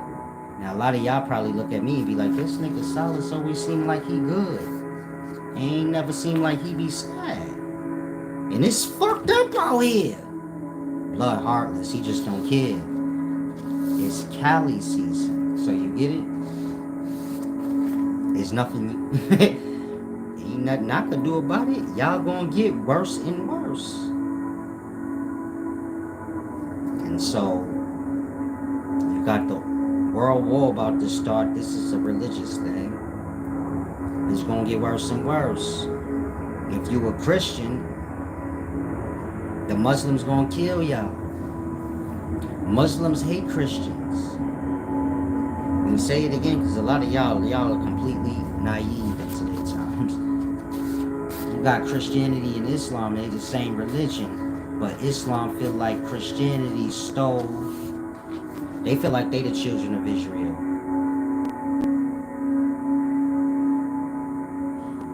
And Israel is a place of Islam. They get it? They God's chosen children, not these Christians. So you get it? They start there back with Muhammad. You know, back in the day, you had Judaism and the Christian power in your Arabian lands. Muhammad was a Hanif. This is like Islam before Islam. They believe in a monotheism too, like Christians and Jews, but not the same God. So that's why it's called a Hanif. You could look up Hanifs if you want. Hanifs. This is the indigenous people that's in the Arabian lands. When you're Jews, you know, those that follow Judaism, white people, and you're Christians, you know, you're Romans of the time, Roman Catholics. They're invading the Arabian lands. Of course, in those lands, they believe in Alat, Manat, and Alizé, spelled Aluzza. Aluzza, but it's pronounced Alizé. There's a line over the A, Alizé. But the regular Arabian people, they worshipped Alat, Manat, and Alizé. Basically to say like they worshipped all those forces of nature. The powers that bring the rain, the powers that bring the sun. You get it? They worship the balances of nature, the different aspects of nature. Of course, this is all the hand of God or the Creator. So, just worshiping every aspect of the Creator, so to say. When you see rain, this is an aspect or a glory of the Creator. You get snow, so it's the same. You get sun, you get like that. And this is how they worshipped in the past. So it's the same in America in its early times before colonizers came. They worship the aspects of nature, understanding these are the natures or aspects of the Creator. And everything gets their glory, meaning more balanced in their ways. No one thing above any other one thing, but everything holy or whole. That's what holy means, whole. You know, oneness. In that, they're not going to worship one God or one principle or nature of life over another. They all are equal because they all are an aspect of the one, which is the creator. Just like you are a multi-cell organism, but you're one. And all your parts have they're equal to serve the one. You follow? And so, like that, polytheism, or the way they worshipped in the past, it wasn't really a polytheism, but it was worshiping one God, but the many natures and aspects of this God. Then, of course, you had Judaism and Christianity coming into Arabia during that time, the Arabian lands. So you had that aspect of worship amongst the indigenous natives of the land, and you had the Jews and Christians coming, Judaism and Christianity coming, taking over. Then you had Islamic or Arabic people like Muhammad who were Hanifs. And they had similar practices and customs and beliefs like the Christians and Jews, but they hate the motherfuckers. You get it? Muhammad is the beginnings of Islam because he got rid of all the Jews and Christians off the Arabian lands. And this is when the Hanifs became Islam, or the Hanifs' religious beliefs became, what we call Islam. Before then, it had no name. It was just what the Hanifs worshipped. It wasn't popular there. Christianity, Judaism, and, a lot, Manat and Alizé was popular. And then you had the Hanifs, and they had similar to Christianity worship. But you get it? This is Muhammad basically explaining Islam. Islam is like Christianity, but they say it ain't. But it is. Like that. Like I said, Muhammad, he cleaned a lot of the lands of the Jews and the Christians back, in the early 6th century, the late 6th century, early 7th.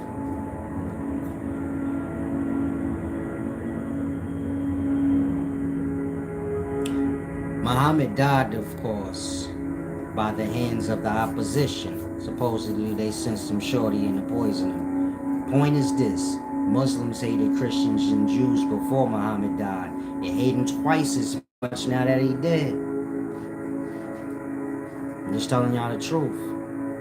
Arab Muslims hate Christians. You go into your deli, your little deli store, you live in New York, you see the Arab, nigga hate y'all. They hate y'all. But it's a religious thing. The point, they say they gonna kill every Christian and Jew breathing, nigga. They said this since Muhammad time. And they been trying since Muhammad's time, my nigga, and they not playing. The way they see it, every Christian breathing on the earth got to die. It's the holy war. I don't think y'all get it, blood. They've been trying to make you get it. All I can tell you is this: if you a Christian, you gonna die by the hands of Muslims. That's where all your religion come in with that. You die by the hands of, you die for the Lord, shit. Y'all sacrifices. Y'all gonna die. You got a bunch of undocumented immigrants coming in every city, right? You see what happened in Israel? Y'all gonna die. I can't make this shit up. Why y'all think they coming over here for? They know y'all? No. They already sleeping on the floor right in the front of your building. One day y'all gonna come out y'all buildings, they gonna be armed. And they gonna slaughter y'all. And they all Muslims. Muslims hate Christians. This is why I say y'all don't deal with either. It's a deep thing.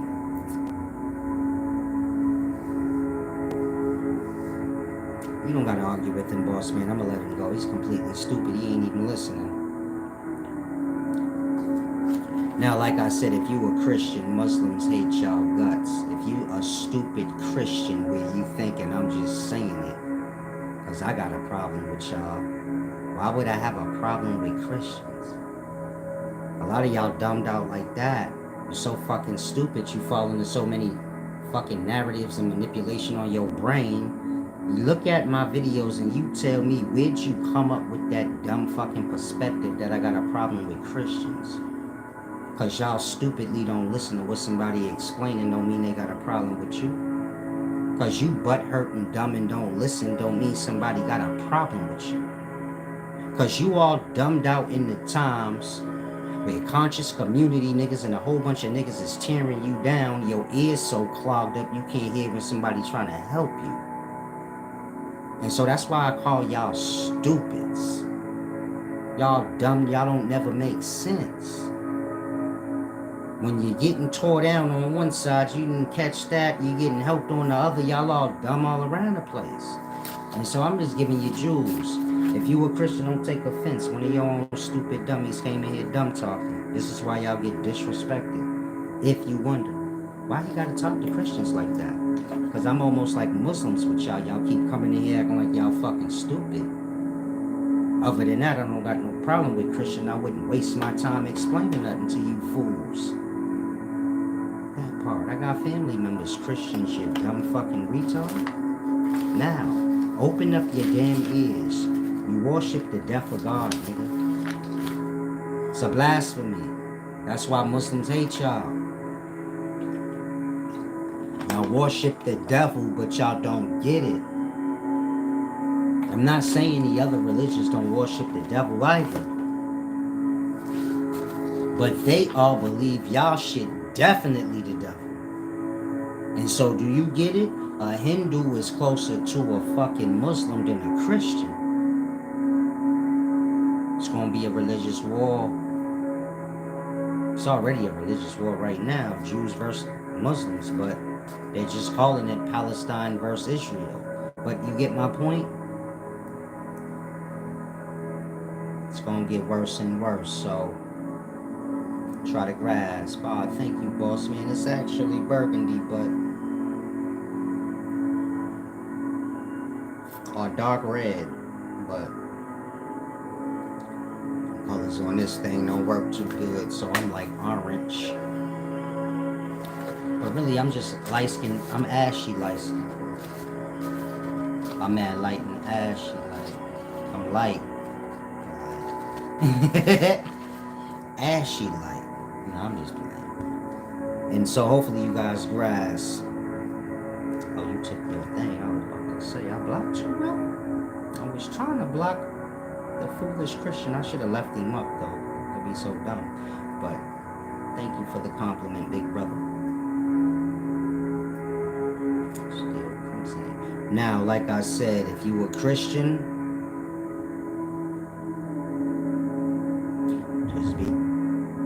just be careful because Muslims hate Christians. You signed up for that gang stuff, so you get it? It just is what it is. And so Christians will be targeted. I'm not trying to scare you if you got a half a brain. Y'all don't know Muslims hate Christians? I thought everybody knew this already. Even when the dudes go to jail and they become Muslim, they're learning like they don't like y'all. 5% is this is like an Islam thing. They don't like white people Christianity. The Hebrew Israelite, the black Christians, but they call themselves black Jews. Man, they don't even like y'all. Y'all think I'm joking, nigga. Muslims hate Christians more than anybody. And so if you think the Hebrew Israelites, the black conscious communities, and the 5%ers, and you get it? If you think they don't like white Christians, the NOI, these people don't like white Christianity. Y'all know that already. They ain't extremists though, meaning if you think they get on your nerves and they hate y'all, then And you need to grasp how an Arab feel about y'all. It's a deep thing, meaning Arabs, not Arabs. Just Muslims in general. They hate Christians. And this go all the way back to the times of Muhammad. And so do you grasp my point? Meaning, you a Christian.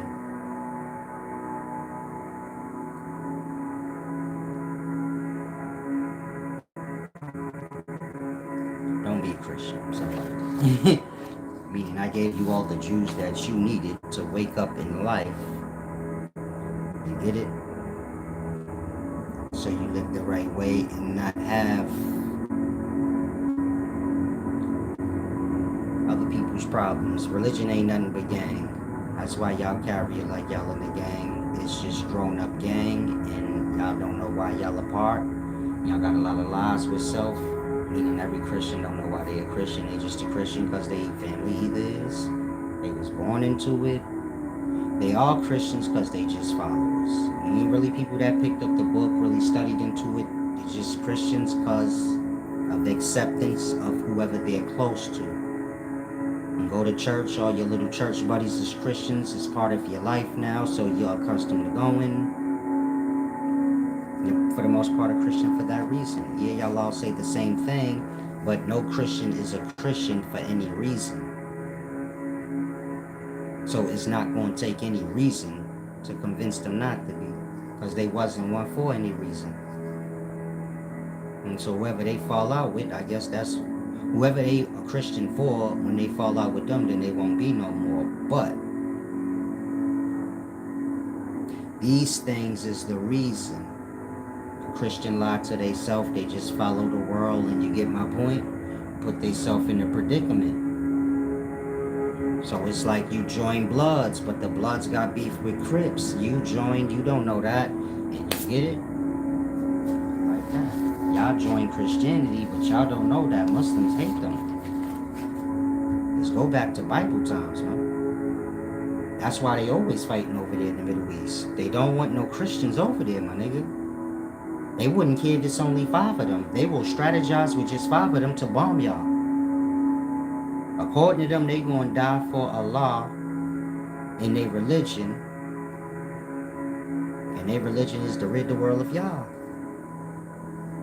When you go back to the early times, you see how the Muslims have their face covered and shit like that? That come from times of war. They gonna kill y'all. Leave it go. Y'all don't even grasp. Just die in peace. Meaning ignorance is bliss. So really, I shouldn't have said nothing. So just forget what I said overall in regards to Christians versus Muslims. But overall, grasp the Yuga cycles and understand we in the Kali Yuga. You a follower of mine, we don't fall into religion. Wise servants of nature. Christians know to stay out my goddamn way, and Muslims know the same. So, in conscious community, everybody. So, those of mines, we good. You don't have to worry about anything. And I'm not being funny. You see me with any fucking problem? You think you think Muslim Hamas niggas pull up with straps? I'm gonna be like, hold on. Free kill, blood. I don't get to that. That's how I look at it. Come over here playing with me, nigga. You giving me a free kill. You go to jail for killing niggas, but you feel me? Putting yourself on the plate, blood. It's a bunch of niggas in the hood think just like me. Put you in jail forever, my nigga, if you kill a nigga. But if them terrorist niggas pull up, that's free killing. They ain't gonna lock us up. Y'all dead. Like, shoot me a couple regular niggas I don't even like. If you black and you ain't a Christian, you probably ain't gonna have that many problems. If you black and you a Christian, you probably gonna be in a Christian, gonna be in some Christian place that they shoot up.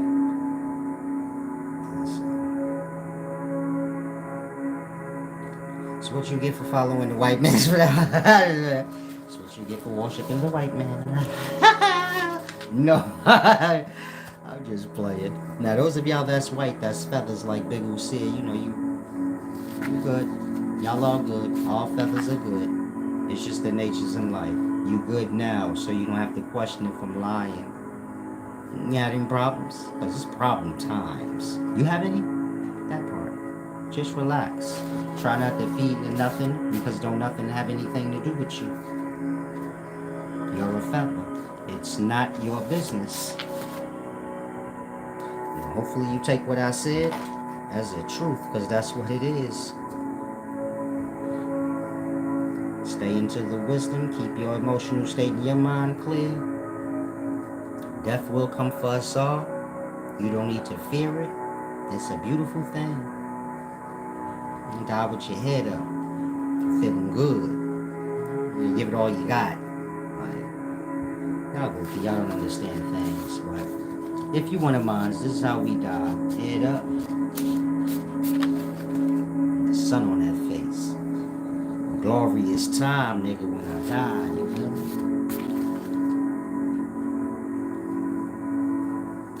Y'all too weak, y'all don't grasp things. But hopefully those of y'all that do.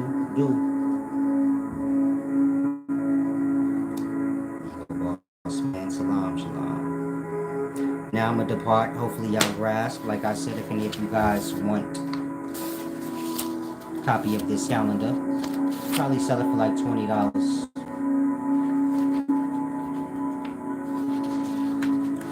Yeah, $20. You know me. I might not put it on my website, but you can email me. Get yourself a copy. I'm gonna be giving a few of y'all copies. Joshua Hall. A lot of my genuine is for the most part, but and those of y'all that give back, I'll try to get y'all one. If you know, you balanced and you're giving back. And the rest of y'all can purchase it. It's no big deal. You don't give back, so you got it. Now I'm departing. Hopefully you guys grasp that video. Stay well, be good in your ways. You feel good, you do good deeds. Those good deeds will be seeds for later when they blossom. You feel bad, you'll do negative deeds. Boss man said. Like I said, if you do negative, if you feel bad, you'll do negative deeds. These things are seeds too. They'll blossom for you later. And so make sure you're feeling good. Start paying attention to your emotional state throughout the day. Maybe put yourself in a 4-hour cycle. Wake up, tend to your emotional state. 4 hours pass, lie to your boss, I'm a Muslim, I gotta pray in the bathroom, and you go in that bathroom and you tend to your emotional state for about 5-10 minutes and get yourself together. 4 hours. Until it becomes a natural thing where you're just always aware of your emotional state. Meaning I don't do 4 hours spurts, I'm just always conscious of my emotional state. And my mind, everything. I'm just always aware of every aspect of anything. Get it? Like that, like tapped in. And so, boss man said, do a power cycle be over? I don't think you was listening to the video, but I told you what cycle we were in. So, most of y'all need to just get the calendar that you can grasp, because trying to remember what I said, not too much was said. Salam.